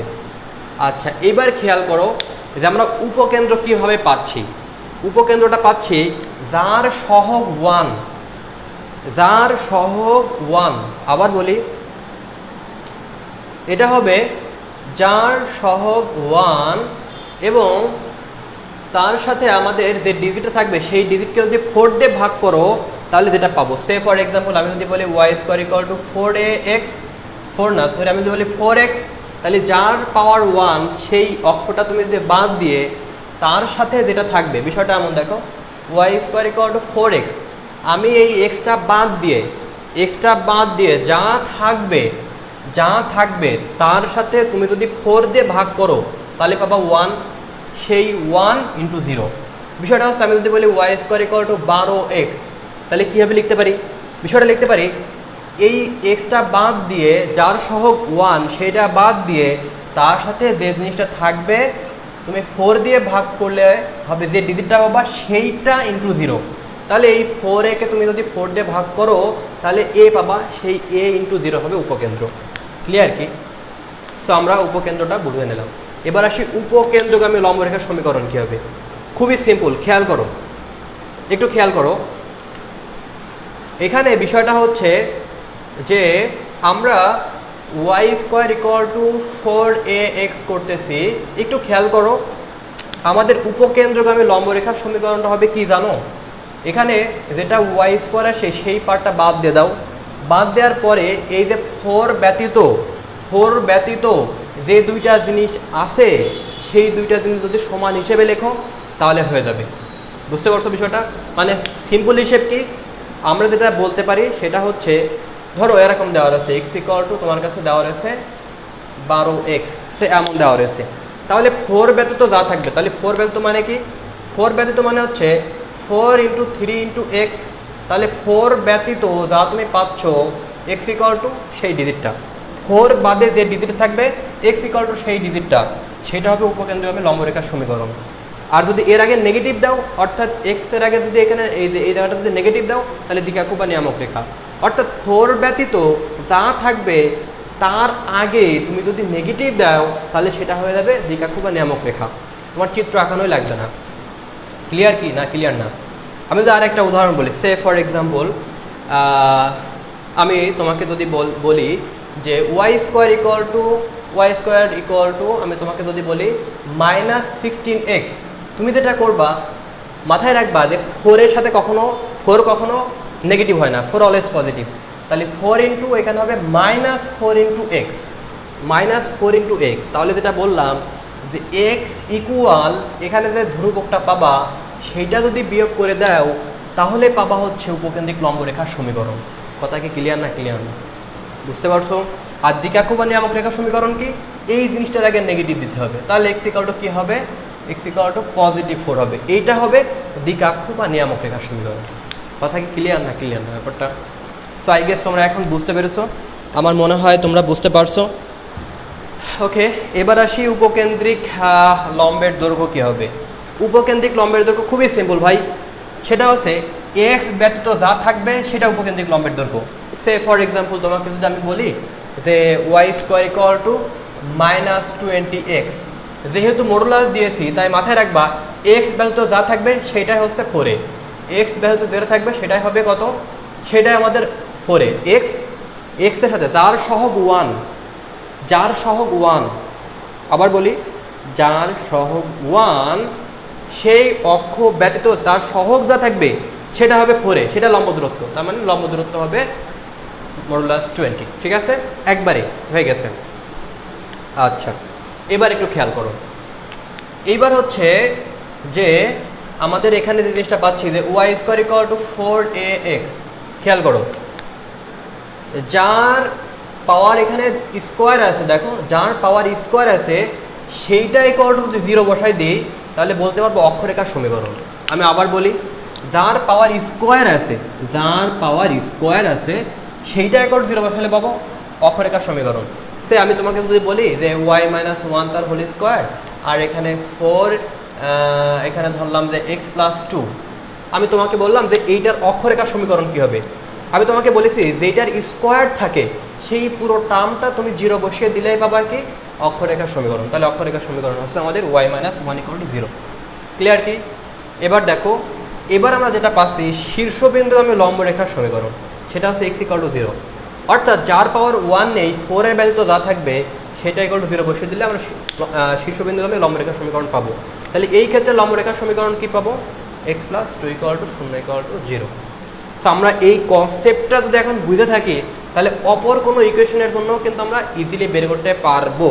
সেটা কিভাবে? আমি এখন চিত্র আঁকাবো না, না আঁকিয়ে আমি যদি তোমাকে এখন বলি যে ভাই x square equal to 4ay, এইটার জন্য আমাদের সকল ইকুয়েশনগুলো বের করতে হবে। আগে x এর পাওয়ার 1 ছিল, এখন y এর পাওয়ার 1 আছে, এই ক্ষেত্রে কি হবে খেয়াল করো। আমরা যদি এই ইকুয়েশনের সাথে যদি একটু তুলনা করি, x স্কোয়ার 4ay, সরি আমরা এইটা যেটা করলাম, এই যে যা কিছু করলাম সেটা কিন্তু y square equal to 4ax এর জন্য করলাম। তো আমরা দেখলাম যে শীর্ষবিন্দু 0 0 কখন হয়? x এর থেকে যা বিয়োগ হয়, y এর থেকে যা বিয়োগ হয়, সেটা হচ্ছে আমাদের শীর্ষবিন্দু। তাহলে এই ইকুয়েশনের জন্য আমাদের শীর্ষবিন্দু ঠিক আছে। আচ্ছা, এবার উপকেন্দ্র, এবার যদি উপবৃত্ত যদি বলি, উপবৃত্ত কি হবে? উপবৃত্ত হবে y এর সাথে যেটা থাকবে এখানে, তাহলে এখানে হবে 0,a, রাইট? 0,a হবে। খুবই সিম্পল, যেহেতু এটা x অক্ষের উপর অবস্থিত আর এটা y এর পাওয়ার 1, তাহলে পরাবৃত্তটা আঁকালে এমন হবে। তাহলে মূলত আমাদের এই জায়গাটা উপবৃত্তটা হবে এই ইকুয়েশনের ক্ষেত্রে, যদি আমি এটা বলি তাহলে এটা হবে 0a। এবার দেখো উপকেন্দ্রগামী লম্ব রেখার সমীকরণ কি করছিলাম, দেখো 4 ব্যতীত যা থাকছে সেটা যদি সমান হিসেবে লিখি তাই উপকেন্দ্রিক লম্ব রেখার সমীকরণ। তাহলে 4 ব্যতীত যা থাকবে সেটা যদি সমান হিসেবে লেখো তাহলে তুমি পাবা লম্ব রেখার উপকেন্দ্রগামী, তাহলে y = a হবে। দেখো 4 ব্যতীত যা হবে উপকেন্দ্রগামী লম্ব রেখার সমীকরণ আমরা এই ইকুয়েশনের ক্ষেত্রে পাচ্ছি। এবার দেখো দ্বিকাক্ষক বা নিয়ামক রেখার সমীকরণ আমরা কি করছিলাম? x = a positive a, x = positive a হলে উপকেন্দ্রিক লম্ব রেখার সমীকরণ, আর x = নেগেটিভ a হলে দ্বিকাক্ষক বা নিয়ামক রেখার সমীকরণ। তাহলে এখানে হবে কি y = নেগেটিভ a, এখানে হবে x এর জায়গায় y, দ্যাটস ইট। আচ্ছা, এবার উপকেন্দ্রিক লম্ব রেখার তো আসলে সেম থাকবে, এটা তো চেঞ্জ হবে না, এটা অলওয়েজ সেম, এটা সবসময় সেম, এটা সেম। মাথায় রাখবা আমাদের সেম থাকবে 5 নম্বরটা, স্টার চিহ্ন দেওয়াগুলো সেম থাকবে। হ্যাঁ, স্টার চিহ্ন মানে কি 1 এবং এই 5 নম্বরটা সেম থাকবে, লম্বের দৈর্ঘ্য কোনো চেঞ্জ হয় না।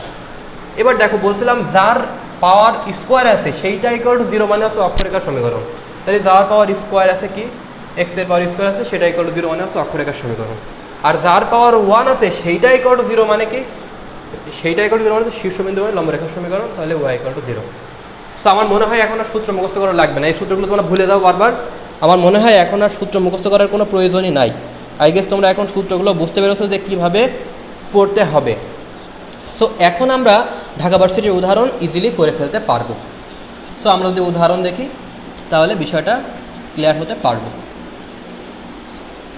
আচ্ছা, সো ঢাকা ইউনিভার্সিটি আমি যদি 2-1টা উদাহরণ করাই দিই তাহলে তোমরা বিষয়টা ক্লিয়ার হতে পারবা। আচ্ছা,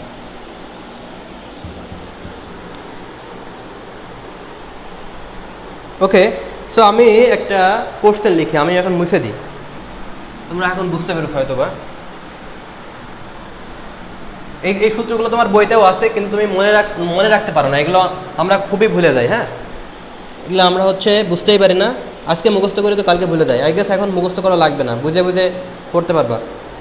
y square equal to y square plus 4x, তারপরে তোমার হচ্ছে প্লাস 2y, তারপরে হচ্ছে -8 ইকুয়াল 0। পরাবৃত্তের শীর্ষবিন্দু হবে, পরাবৃত্তের এখানে লিখি পরাবৃত্তের শীর্ষবিন্দু কত? এই শীর্ষবিন্দু এত ইম্পর্ট্যান্ট তুমি নিজেও জানো না, প্রায়ই আসে ঢাকা ভার্সিটিতে, এই শীর্ষবিন্দুটাই মূলত বেশি আসে। তো শীর্ষবিন্দু আসলে কীভাবে বের করবা সেটা যদি আমি একটু বোঝাই তোমাদের। শীর্ষবিন্দু একটা বোঝালে বাকিগুলো পারবা। তাহলে শীর্ষবিন্দু বের করার জন্য মূলত আমাদের এই ফর্মেটে নিয়ে আসতে হবে, x square equal to 4ay অথবা Y square equal to 4ax আকারে। দ্যাট মিনস আমাদের শীর্ষবিন্দু নিয়ে আসতে হলে আমাদের কোন ফর্মেটে নিয়ে আসতে হবে? ওয়াই মাইনাস বিটা তার whole square 4ax minus alpha, এবং এইটা আমরা বলতে পারি যে শীর্ষবিন্দু আলফা বিটা। আমরা একটু আগেই করেছি, আমরা লেখচিত্রও করেছি। তাহলে ভাই এখন আমরা যদি এইটাকে করতে যাই নর্মালি, দেখো ওয়াই স্কোয়ার যে টার্মটা আছে, ওয়াই স্কোয়ারের টার্মগুলো একসাথে নিয়ে আসো। তাহলে ওয়াই স্কোয়ার প্লাস 2y, আর এখানে আমাদের যেগুলো আর কি সিম্পল টার্ম সেগুলো এক সাইডে নিয়ে আসলাম, আর ওয়াই স্কোয়ার রিলেটেড মানে স্কোয়ার রিলেটেড টার্মগুলো এক সাইডে আর বাকিগুলো আর এক সাইডে। তাহলে এখানে আমরা a প্লাস বি হোল স্কোয়ারের সূত্র ফেলবো। তাহলে কি করতে হবে বলো তো? এখানে যেটা করতে হবে Y square plus 2 into Y into 1 plus 1 square minus 1। ঠিক আছে, তাহলে এটা হলো, আমি এটুকু ক্যালকুলেশন করলাম। এবার এখানে হবে plus 4x minus 8 equal to 0। That means Y plus 1 whole square. আর এখানে কত হবে না বলো তো? এই জায়গাটাতে হবে না আমাদের কত হবে না? এই জায়গাটাতে হবে না প্লাস 4x, আর এই জায়গাটাতে হবে না মাইনাস 9, রাইট? সো আমাদের এখন যে কাজটা হবে, এটা বাম সাইডে নিয়ে আসো। আমাদের এই যে প্লাস সাইডগুলো এক সাইডে, আর এখানে 9 মাইনাস 4x। এবং তোমরা একটা জিনিস দেখেছো যে আমাদের এখানে ওয়াই মাইনাস সামথিং স্কোয়ার করলাম, আর এখানে একটা জিনিস খেয়াল করো, আমাদের কিন্তু সবসময় এক্সের সহগ কত হয়েছে? এখানে এক্সের সহগ 1 হয়েছে। তাহলে আমাদের এক্সের সহগটা এখানে 1 করে নিতে হবে। হ্যাঁ, আমি যদি পাশে মুছে দিই, যদি মুছে দিই তাহলে ক্যালকুলেশন করতে সুবিধা হবে। সো আমি যদি এখন এটাকে ক্যালকুলেশন করি তাহলে কী হবে দেখো, ওয়াই প্লাস 1 তার হোল স্কোয়ার। এখানে মাথায় রাখবা যার এক্সের সহগ সবসময় ওটা প্রথমে নিয়ে আসবা। তাহলে এখানে -4 কমন নাও, এক্স মাইনাস 9/4। খুবই সিম্পল করে ফেললাম, ক্লিয়ার কি? তাহলে এইটা যদি হয়, এখন শীর্ষবিন্দু কি পারা সম্ভব নাকি সম্ভব না বলো তো ভাই? এদের সামনে কি থাকলো, মাইনাস থাকলো কি না থাকলো দেখার বিষয় না। তাহলে খেয়াল করো, এক্সের থেকে যা বিয়োগ হয়ে যাবে, এক্সের থেকে যা বিয়োগ হয়ে যাবে সেইটা হবে আমাদের ভুজ, আর ওয়াইয়ের থেকে যেটা বিয়োগ হবে, ওয়াইয়ের থেকে বিয়োগ হলে কি করতে হবে না, বিষয়টা এরকম করে নেওয়া লাগবে না। তাহলে এখানে এইটা হচ্ছে আমাদের শীর্ষবিন্দু। কথা কি বুঝতে পেরেছো নাকি বোঝো নাই? আচ্ছা, অনেকে বুঝেছো, খুবই ভালো।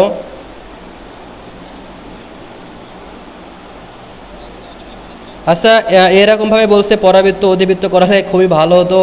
আচ্ছা, আমি এটা রিটার্নে করাবো। হ্যাঁ, আমি তো বললাম যে ঢাকা ভার্সিটিতে পরাবৃত্ত থেকে আসে মূলত, আর রিটার্নের জন্যও আসলে পরাবৃত্তটা ইম্পর্টেন্ট, উপবৃত্ত বা অধিবৃত্ত খুব বেশি ইম্পর্টেন্ট না।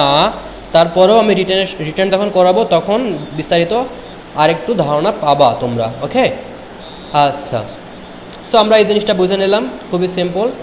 আচ্ছা, এইবার এরকমভাবে আমার শীর্ষবিন্দুর স্থানাঙ্ক সব কিছু করতে পারবো। এটা ডিউতে আসছিল 16-17 সালে, এটা ডিউতে আসছিল মূলত, এটা ডিউতে আসছিল 16-17 সালে। আমাদের শীর্ষবিন্দুটা বুঝতে পারলাম যে কীভাবে করতে হবে না করতে হবে। ওকে, ফাইন। এইবার আমরা যেটা করব সেটা হচ্ছে, আমাদের ম্যাক্সিমাম ক্ষেত্রে শীর্ষবিন্দু এসেছে। তুমি যদি কোশ্চেন দেখো, ম্যাক্সিমাম ক্ষেত্রে ঢাকা ভার্সিটিতে শীর্ষবিন্দু দিয়েছে। তো আমরা নেক্সট একটা উদাহরণ দেখবো, সেটা কি, সেই উদাহরণটা আমি যদি একটু লিখি। না, আজকে আদানের পর ক্লাস হবে না, আজকে আদানের পরে ক্লাস হবে না, আদানের আগে শেষ হবে। আজকে আদানের আগে শেষ হবে, আদানের পরে তোমাদের বড় বড় চ্যাপ্টার করাই নিয়েছে না, আর কোনো প্যারা নাই, বুঝতে পারছো? বড় বড় চ্যাপ্টার দেওয়া ছিল, আর কোনো চাপ নাই তোমাদের। এখন আশা করা যায় আদানের পরে হয়তো এইভাবে লাগবে না, হয় 2-1 দিন লাগতে পারে, হয়তো আদানের আগে তেমন লাগবে না। ওকে, যাই হোক, তাহলে আমরা হচ্ছে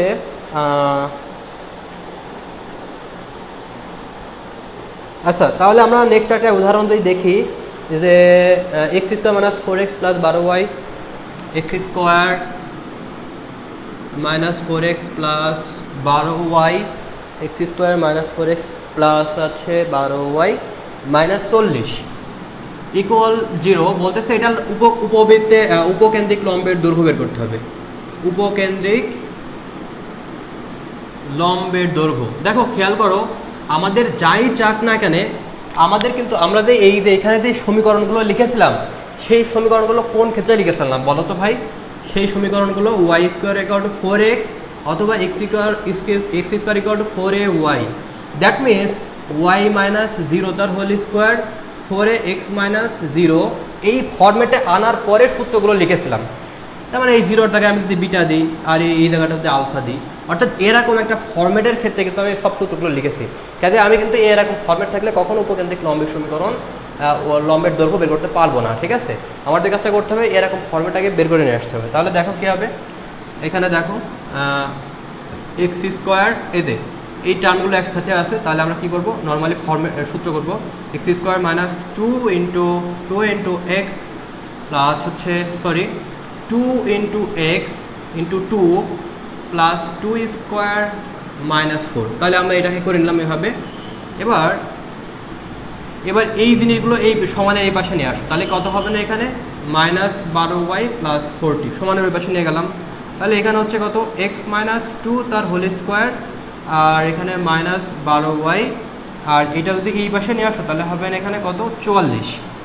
সো দেখো এক্স মাইনাস 2 তার হোল স্কোয়ার, এখানে তোমার যে কাজটা করতে হবে ওয়াই এর সাথে যেটা থাকবে সেটা কি করতে হবে, কমন নিতে হবে। আর ম্যাথ করা লাগবে না, কেন আমি তোমার বলি, এখানে তুমি মাইনাস 12 যদি কমন নাও তাহলে ওয়াই মাইনাস 44/12 এরকম কিছু আসবে।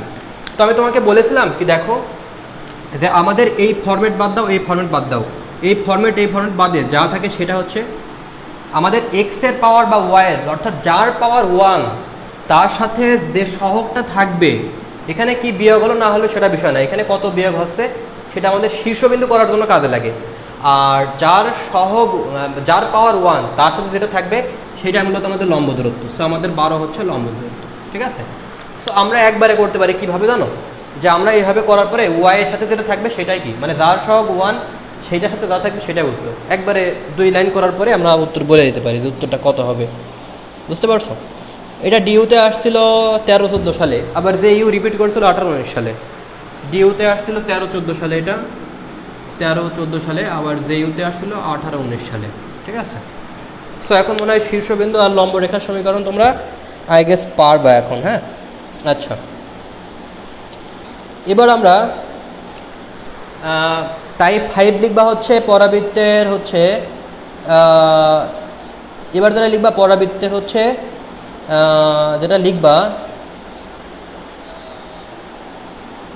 পরাবৃত্তের স্পর্শক লেখো, পরাবৃত্তের স্পর্শক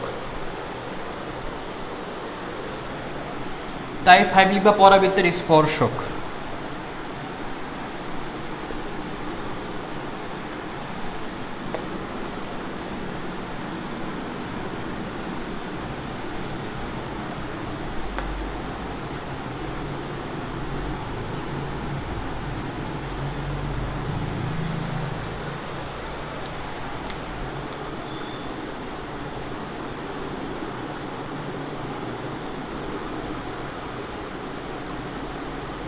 আচ্ছা, পরাবৃত্তের স্পর্শ হচ্ছে দুইভাবে হতে পারে। মূলত ধরো এই হচ্ছে আমাদের পরাবৃত্ত, আর এই পরাবৃত্তকে একটা রেখা স্পর্শ করেছে। আমি এই রেখাটাকে বলতেছি ধরো mx প্লাস হচ্ছে 3, আর এই যে পরাবৃত্তটা আছে এই পরাবৃত্তের ইকুয়েশনকে বলতেছি হচ্ছে তোমার y square equal to 4ax, ঠিক আছে? তো দেখো আমি বলতেছি যে এই রেখাকে এই পরাবৃত্ত যদি এই রেখাকে এই পরাবৃত্ত স্পর্শ করে তাহলে একটা কন্ডিশন আছে, সেই শর্তটা আমি একটু লিখি। শর্তটা হচ্ছে দেখো আমরা আইনস্টাইনের যে সূত্রটা পড়েছি সেটা কি equal to mc square, right? সেখানে একটা বোঝার ট্রিক্স আছে। যখন ই লিখতেছি আমাদের ইংরেজি বর্ণমালা অনুসারে ABCDE, খেয়াল করো যখন আমি ই লিখতেছি তখন সি এর এখানে স্কোয়ার হচ্ছে, রাইট? যখন আমি প্রথমটা লিখবো এ, অর্থাৎ অত দূরে যাচ্ছি না, তখন আমি লিখবো এ ইকুয়াল টু এমসি। বুঝতে পারছো? মানে এটা বোঝার ট্রিক্স আর কি, মানে সহজে বোঝার জন্য আর কি। আবার বলি যে ইংরেজি বর্ণমালার আমি যখন একদম অনেক দূরে যাচ্ছি তখন আমি এখানে বেশি সংখ্যক লিখছি, এখানেও 5 নম্বর, এখানে 5 নম্বর অপশন 1 2 3 4 5, ওটা দূরে যাচ্ছি এই জন্য এখানে বেশি সংখ্যক পাওয়ার ইউজ করছি, আর এখানে পাওয়ার 1 হয়ে যাচ্ছে তখন আমি এ ইউজ করতেছি। এটা বোঝার ট্রিক্স আর কি, হ্যাঁ? সো এখানে দেখো আমাদের এইখান থেকে এ নিব ইকুয়াল টু এখান থেকে এম নিব আর এখান থেকে সি গুণ করে দেবো, দ্যাটস ইট শর্ত। ঠিক আছে, এই শর্তটা একটু মনে রাখবা। আচ্ছা,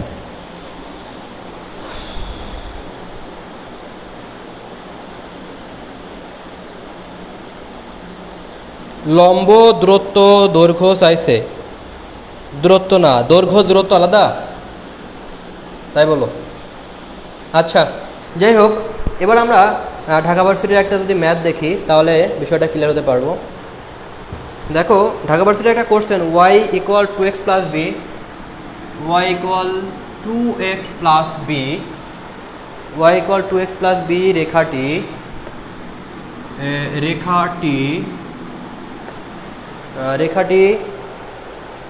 y square equal to 16x, y square equal to 16x প্যারাবোলাকে স্পর্শ করে, প্যারাবোলাকে স্পর্শ করলে বি এর ভ্যালু কত? এখন বলো তো অ্যান্সার কত হবে? খুবই সিম্পল। দেখো আমরা যখন এটা করেছি Y square equal to 4ax আকারে কনভার্ট করেছি, তাহলে এটা আমরা কীভাবে করব? Y square equal to 4 into X. তাহলে এখানে আমাদের দেখো 4ax আকারে কনভার্ট করেছি, তাহলে এটা আমাদের এ এর ভ্যালু, এবং সেই এ ইকুয়াল টু আমরা জানি হচ্ছে এমসি। এ মানে কত? 4, এম মানে কত? এম মানে হচ্ছে 2। দেখো এক্স এর সাথে যেটা থাকে সেটা হচ্ছে এম, এক্স এর সাথে যেটা থাকে সেটা হচ্ছে এম, তাহলে এটা 2, আর এখানে যেটা থাকে সেটা হচ্ছে সি প্লাসে যেটা থাকে, তাহলে বি ইকুয়াল টু কত হবে? 2। এটা ডিউতে আসছিল হচ্ছে তোমার, এটা ডিউতে আসছিল 96-97 সালে, ডিউতে আসছিল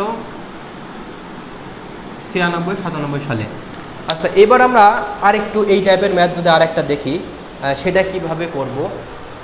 দেখো যদি আমাদের এই জায়গাটাতে এরকম কোনো ফরম্যাট থাকে, সে তোমার কাছে যদি এরকম কোনো ফরম্যাট থাকে যে Y equal to M X plus C আছে, তো ধরো এখানে ওয়াই ইকুয়াল টু তোমার এরকম থাকতে পারে, সে আমি তোমাকে যদি বলি যদি এরকম থাকে Y equal to M X থাকলো, और y equal to M X plus C থাকলো, और y equal to M X minus C থাকলো। যদি এরকম ফরম্যাট থাকে তোমার কাছে, এই তিনটার যে কোনো একটা থাকতে পারে, বাট একটা জিনিস মাথায় রাখবা, যদি আমাদের কাছে এরকম থাকে, এই ইকুয়েশনটা এরকম না থেকে তোমার কাছে এরকম থাকলো যে y square equal to X, sorry y equal to X square plus C, এরকম কোনো কিছু যদি থাকে, y স্কোয়ার ইকুয়াল টু কি X square equal to Y equal to X square plus C, और आरेकटा जिनिस थाकते पारे सेटा कि जे Y equal to X square minus C, एरकम फर्मेट যদি থাকে। আগে আমরা দেখেছি কি 4ax আকারে আছে, এখন 4x আকারে না, আমাদের x স্কয়ারের সহগই হচ্ছে 1, তার সাথে সিটা যোগ করেছি আর বিয়োগ করেছি। যদি এরকম কোনো কিছু থাকে আর ইকুয়েশন যদি এরকম যে কোনো একটা কিছু থাকে, তাহলে আমাদের এই শর্ত অ্যাপ্লিকেবল না, সেই ক্ষেত্রে আমাদের মূল নেমে ম্যাথ করতে হবে। তবে চিন্তার কোনো কারণ নাই, এখানে খুব ইজি ম্যাথ দেয়। সেটা কেমন? আমাদের যে কাজটা করতে হবে, সে ফর এক্সাম্পল তোমার কাছে দেওয়া রয়েছে, ধরো তোমার কাছে এইটা দেওয়া রয়েছে আর সে এইটা দেওয়া রয়েছে, হ্যাঁ সে, তাহলে ধরো Y equal to M X দেওয়া রয়েছে আর Y equal to X square plus C দেওয়া আছে। যদি এরকম থাকে, যেহেতু স্পর্শ করেছে তারা, যেহেতু স্পর্শ করেছে, তাই এইটা সমান এটা লিখতে পারি আমরা। এইটা সমান এটা লিখলে কি হবে? এইটা সমান এটা লিখলে M X equal to X square plus C, তাহলে X square minus M X plus C. এইটুকু করার পরে এবার তুমি নিশ্চয়ক জিরো করে দিবা, নিশ্চয়ক জিরো করে দিবা, নিশ্চয়ক। কারণ কি? যদি এখানে ইন্টারসেক্ট করে তাহলে আমরা যেটা দুইটা কন্ডিশন লিখতে পারি, দুইটা কন্ডিশন। এখানে শর্তটা কি? নাম্বার 1 হচ্ছে ওয়াই সমান ওয়াই লিখতে পারি, অর্থাৎ এই ওয়াই সমান এই ওয়াই লিখতে পারি। আর নাম্বার 2 হচ্ছে আমাদের নিশ্চয়ক জিরো লিখতে পারি। বুঝতে পারছো? যদি কখনো রেখা স্পর্শ করে, পরাবৃত্ত রেখাকে স্পর্শ করলে আমরা এই দুইটা কন্ডিশন অলওয়েজ অ্যাপ্লাই করতে পারি, এটা মাথায় রাখবা। তাহলে আমাদের নিশ্চয়ক হবে কি? নিশ্চয়ক হবে 0। তাহলে নিশ্চয়ক যদি 0 হয় তাহলে আমাদের নিশ্চয়ক কি? নিশ্চয়কের সূত্র কি জানো তুমি? B square minus 4ac, right? তাহলে বি স্কোয়ার মানে এখানে কত? M square minus 4 into A মানে কত? 1, সি মানে কত? C equal 0। অ্যান্ড দেন এখান থেকে তুমি কোনো ভ্যালু পাবা, এরকম থাকবে ম্যাথ। আমি একটা দেখালাম, এইটা ইকুয়াল এটা থাকতে পারে, এইটা ইকুয়াল এটা থাকতে পারে, আর এইটা ইকুয়াল টু এইটা, এটা ইকুয়াল টু এইটা, এটা ইকুয়াল টু এটা, যাই থাকুক আলটিমেটলি আমরা ম্যাথ করলে মিলে যাবে। বুঝতে পারছো বিষয়টা? আচ্ছা, সো আমরা যদি ঢাকা ইউনিভার্সিটির একটা উদাহরণ দেখি তাহলে বিষয়টা ক্লিয়ার হতে পারবো। দেখো উদাহরণটা হচ্ছে এমন যে y ইকুয়াল টু কে এক্স, y ইকুয়াল টু কে এক্স রেখাটি, y ইকুয়াল টু কে এক্স রেখাটি y equal to X square plus 4 বক্ররেখাকে স্পর্শ করলে, বক্ররেখাকে স্পর্শ করলে, বক্ররেখাকে স্পর্শ করলে কে এর ভ্যালু কত, কে এর ভ্যালু কত। খেয়াল করো, তাহলে আমরা খুব নর্মালি নিয়মটা করতে পারি কি, দেখো দেখো আমাদের এই ফর্মেটে দেওয়া রয়েছে, অর্থাৎ কেমন দেওয়া রয়েছে দেখো, আমাদের দেওয়া রয়েছে এইটা, আর এই দেখো এই ফর্মেটটা দেওয়া রয়েছে, রাইট? যেটা বললাম যে এই তিনটা ইকুয়েশনের ভিতরে এরকম ফর্মেট দেওয়া থাকবে আর এরকম ফর্মেট দেওয়া থাকবে, তুমি এরকম কী করবা যে প্রথম condition y equal to y, তাহলে K X equal to X square plus 4, then তুমি এই যে এই ফর্মেটে নিয়ে আসো আগে, তাহলে কী হবে x square minus K x plus 4 equal to 0। এটা করার পরে কী করতে হবে, দ্যাট সেকেন্ড কন্ডিশন অ্যাপ্লাই করতে হবে, নিশ্চয়ক 0, নিশ্চয়কের সূত্র কি, B square minus 4ac, B square মানে কত মাইনাস কে তার whole square minus 4ac, 4a কত 1, c কত 4 ইকুয়াল 0, তাহলে কে স্কোয়ার ইকুয়াল টু 16, তাহলে K equal to plus minus 4। ঠিক আছে? আচ্ছা, সো আমাদের K equal to plus minus 4। আচ্ছা, সো আমাদের অপশনে যেটা দেওয়া রয়েছে, অপশনে দেওয়া রয়েছে হচ্ছে কি জানো, অপশনে দেওয়া রয়েছে হচ্ছে প্লাস মাইনাস 4, কখনো কখনো কখনো প্লাস 4 থাকতে পারে, কখনো কখনো মাইনাস 4, তো সমস্যা নেই, ম্যাক্সিমাম ক্ষেত্রে আমাদের পজিটিভটা থাকে আর কি। হ্যাঁ, সো এরকম অপশন দেওয়া রয়েছে 1, বি নম্বরে দেওয়া রয়েছে হচ্ছে 2√2 3, 2√2, সি নম্বর হচ্ছে 3, আর ডি নম্বর হচ্ছে পজিটিভ 4। তাহলে অ্যান্সার কত হবে? অ্যান্সার হবে 4, রাইট? অ্যান্সার হবে 4। এটা ডিইউতে আসছিল কত সালে জানো? এটা ডিইউতে আসছিল 18-19 সালে, ডিইউতে আসছিল, এটা ডিইউতে আসছিল 18-19 সালে। আচ্ছা, সো পরাবৃত্ত রিলেটেড আর কিছু লাগবে না। এবার উপবৃত্ত কিংবা অধিবৃত্তের জন্য আমাদের যেটা লাগবে সেটা হচ্ছে উৎকেন্দ্রিকতা। হ্যাঁ, সো টাইপ 6 লেখো যে পরাবৃত্ত ও উপবৃত্ত ও অধিবৃত্তের উৎকেন্দ্রিকতা। লাস্ট টাইপ টাইপ 6 লেখো, হয়ে গেছে, আর 2-3 মিনিট লাগবে। সো আমরা এখানে যেটা করব সেটা হচ্ছে লাস্ট টাইপ 6, উপবৃত্ত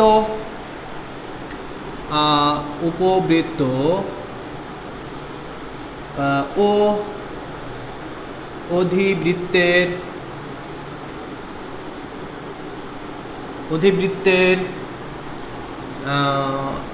উৎকেন্দ্রিকতা।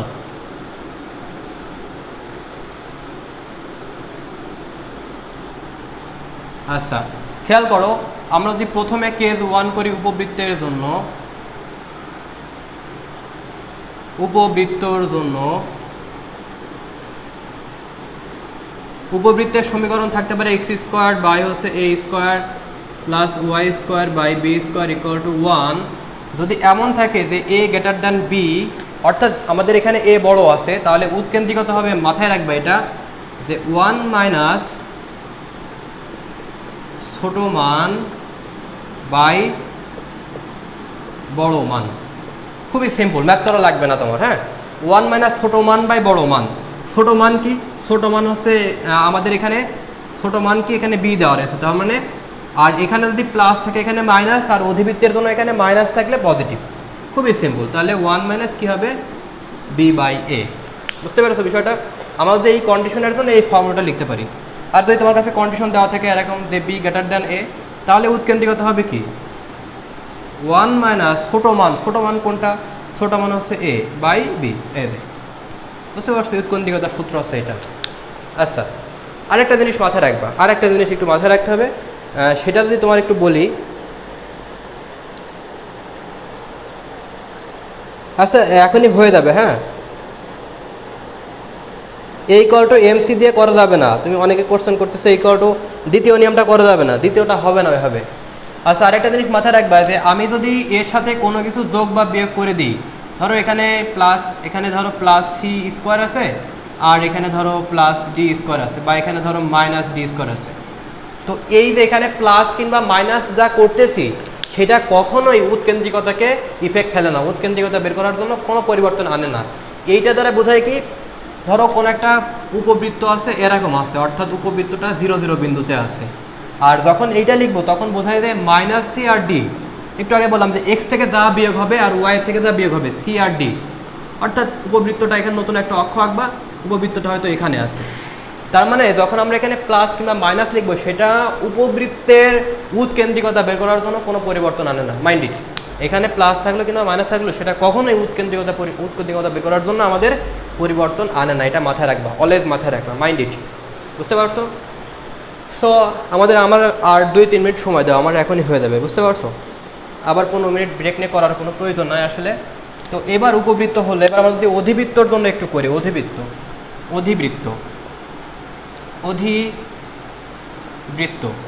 অধিবৃত্তের জন্য একই, এখানে 1 প্লাস ছোট মান বাই বড় মান। সেক্ষেত্রে কী হবে জানো ইকুয়েশনটা এক্ষেত্রে আমাদের এ গ্রেটার দ্যান বি এরকম থাকে না বিষয়টা, আমাদের যেটা থাকে যে এক্স এর টার্ম আগে আছে না ওয়াই এর টার্ম আগে আছে, X square by A square minus Y square by B square equal to 1। এখানে যেহেতু মাইনাস আছে তাই আমরা এখানে পজিটিভ ইউজ করব। আর একটা জিনিস মাথায় রাখবা যে আমাদের এখানে এই দুইটার ভিতরে ছোট মান বাই বড় মানটা আসলে মূলত ওইভাবে দেখে না, আমাদের এখানে যেটা দেখতে হবে, তবে দেখবা যে ম্যাক্সিমাম ক্ষেত্রে আমার এখানে ছোটো মান ইউজ করবো, আমার বড় মান ইউজ করা লাগে না, ম্যাক্সিমাম ক্ষেত্রে আমাদের এখানে ছোটো মান বাই বড় মান ইউজ করা লাগে, এখানে মাইনাস থাকলে প্লাস, একই সূত্র। সো আমরা যদি একটু ম্যাথ দেখি তাহলে বিষয়টা ক্লিয়ার হতে পারবো। হ্যাঁ, আচ্ছা, তাহলে আমাদের একটা ম্যাথ দেখি। দেখো, একটা উদাহরণ তোমার কাছে দেওয়া রয়েছে, দুইটা উদাহরণ দেখাবো, এখনই হয়ে যাবে। উদাহরণটা হচ্ছে যে 2x square minus 8y square equal two হচ্ছে 2। ঠিক আছে, বলতেছে এইটার উৎকেন্দ্রিকতা কত হবে। তাহলে খেয়াল করো, আমাদের কিন্তু এখানে এক্স স্কোয়ার এবং ওয়াই স্কোয়ারের সহ কিন্তু 1 আছে, সেই ক্ষেত্রে কিন্তু আমরা সূত্রটা লিখেছি। তাহলে আমার এখানে 2 দিয়ে ভাগ করো তো ভাই, দেখো আমাদের এখানে কিন্তু 1 আছে, রাইট? ডান সাইডে 1 করে নিতে হবে, তাহলে ডান সাইডে 1 করো। তাহলে এখানে কী হবে, এখানে 1 থাকলেও অসুবিধা নেই, মূলত আমরা এখানে 1 রাখবো আর 1 রেখে নিচে কী হয় দেখবো। তাহলে 2 দিয়ে ভাগ করো ভাই, কত হয় এখানে হবে না 1 মাইনাস এখানে ওয়াই স্কোয়ার ইকুয়াল টু কত হবে না 1/4, এখানে হবে না এটা, রাইট? বোঝা গেল বিষয়টা? তাহলে আমাদের এখানে খেয়াল করো, আমি লিখলাম কি 1 প্লাস ছোটো মান বাই বড়ো মান। ছোটো মান কোনটা? ওয়াই স্কোয়ারের নিচে যা থাকবে সেটা তুমি বসাই দিবা। সরি, আমি এখানে ভুল লিখেছি, এই সূত্রে কিন্তু স্কোয়ার হবে। হ্যাঁ, মানে এই এক্সের নিচে যা হবে ফুল বসাই দিতে হবে, ওয়াই স্কোয়ারের নিচে যা আছে সব ফুল বসাই দিতে হবে। আমি একটু ভুল লিখেছিলাম, তোমরা একটু ঠিক করে নাও। এখানে বি বাই এ হবে না, প্রত্যেক ক্ষেত্রে B square by A square by B square, বিষয়টা এমন হবে আর কি। হ্যাঁ, একটু মাথায় রাখবে। তাহলে যেটা বললাম যে ছোটো মান বাই বড়ো মান, তাহলে এখানে কী হবে বলো? 1 প্লাস ছোটো মান কোনটা ভাই? ছোটো মান তো 1/4 আছে, আর বড়ো মান কোনটা ভাই? এখানে তো 1 আছে। তাহলে এখানে দেখো, আমরা যদি ক্যালকুলেশন করি তাহলে এখানে হবে না কত, ক্যালকুলেশন করলে হবে না 5/4, তার মানে কত হবে না 5/√2, সরি √5/2 হবে না আনসার, রাইট? √5/2 answer, right? √3 না তো, √5। এই এখানে 1 না, এটা দেখো তুমি 5/4 হবে। সো এটা ডিউতে আসছিল 18-19 সালে, ডিউতে আসছিল এটা 18-19 সালে। ঠিক আছে, আর একটা উদাহরণ, লাস্ট একটা উদাহরণ দিয়ে আমাদের মোটামুটি আজকে শেষ। আর আরেকটা উদাহরণ করাবো, এটা লাস্ট উদাহরণ, 1 মিনিট লাগবে, হয়ে গেছে। উদাহরণটা হচ্ছে এমন যে 25x square plus 16y square,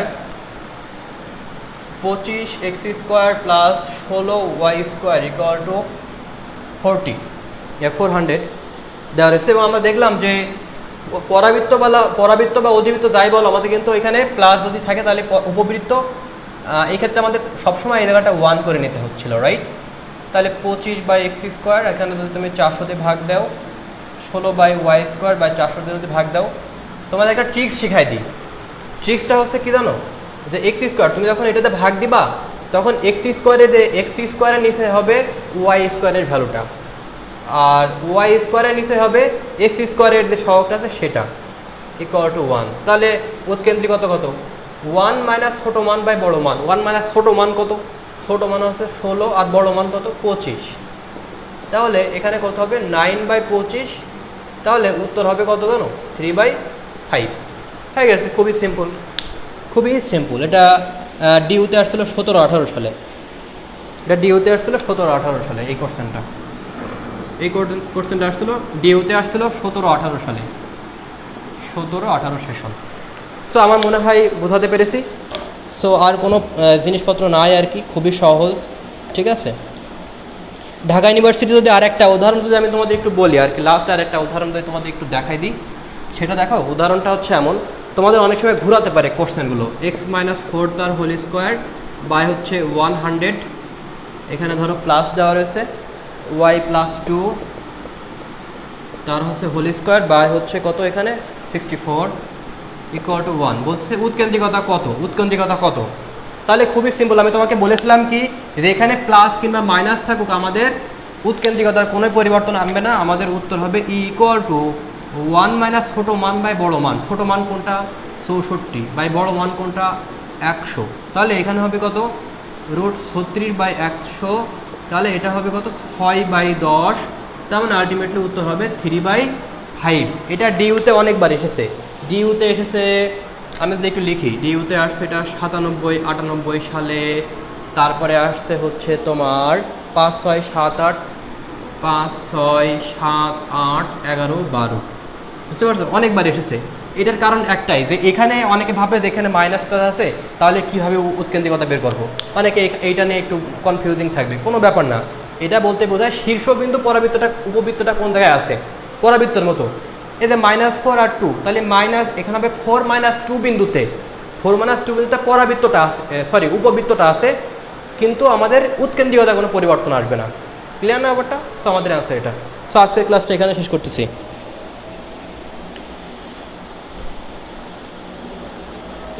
এ ছোটো কিংবা বি ছোটো এটা মেইন বিষয় না, আমাদের এখানে দেখতে হবে কোনটা ছোটো। আমাদের ছোটো ভ্যালুটা বসাবো, কোনটা ছোটো এ কিংবা বি, আমরা সেটা অত কিছু দেখবো না, ঠিক আছে। আমরা দেখবো কি ছোটো ভ্যালু বাই বড় ভ্যালু বসাবো, 1 - ছোটো ভ্যালু বাই বড় ভ্যালু, আমাদের এটা করলে হবে, ঠিক আছে। এ আসতে ব্যাপার। এ বি তোমার দেখার দরকার নেই, x² নিচে যেটা আছে y² নিচে যেটা আছে হুবহু বসাই দিবা, ছোটো বাই বড়, ব্যাস হয়ে যাবে। সো আজকের এই ক্লাসটা আমি এখানে শেষ করতেছি। আজকের ক্লাসটা তোমাদের কেমন লেগেছে সেটা অবশ্যই কমেন্ট বক্সে জানিয়ে দিবা। আর ক্লাস নোটটা অবশ্যই প্রতিদিনের মতো যেটা বলি গ্রুপে পোস্ট করবা, মাউস স্কুল গ্রুপে পোস্ট করবা, তাহলে সবাই উপকৃত হবে। আর আমরা কালকে হচ্ছে কোন চ্যাপ্টার আছে মেবি আমার খেয়াল নাই, যাই হোক রুটিন অনুযায়ী কালকে আমরা করব। সো আমাদের কিন্তু মোটামুটি ঝামেলার চ্যাপ্টারগুলো আস্তে আস্তে শেষ হয়ে যাচ্ছে, এখন কিন্তু আমরা রিল্যাক্সে করতে পারবো। আমাদের সামনে আর জটিল চ্যাপ্টার নাই, কালকে হয়তো আমাদের সামনে বিন্যাস সমাবেশটা হয়ে গেলে আর কোনো প্যারা নাই, আমরা রিল্যাক্সে এগোতে পারবো, ঠিক আছে। সেকেন্ড পেপার খুবই ইজি। সো আজকের ক্লাসটা এখানে শেষ করতেছি, আর কালকে তোমাদের সাথে দেখা হচ্ছে।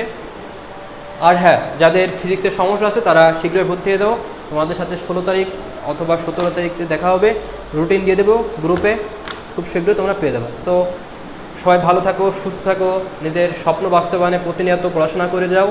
ধন্যবাদ সবাইকে।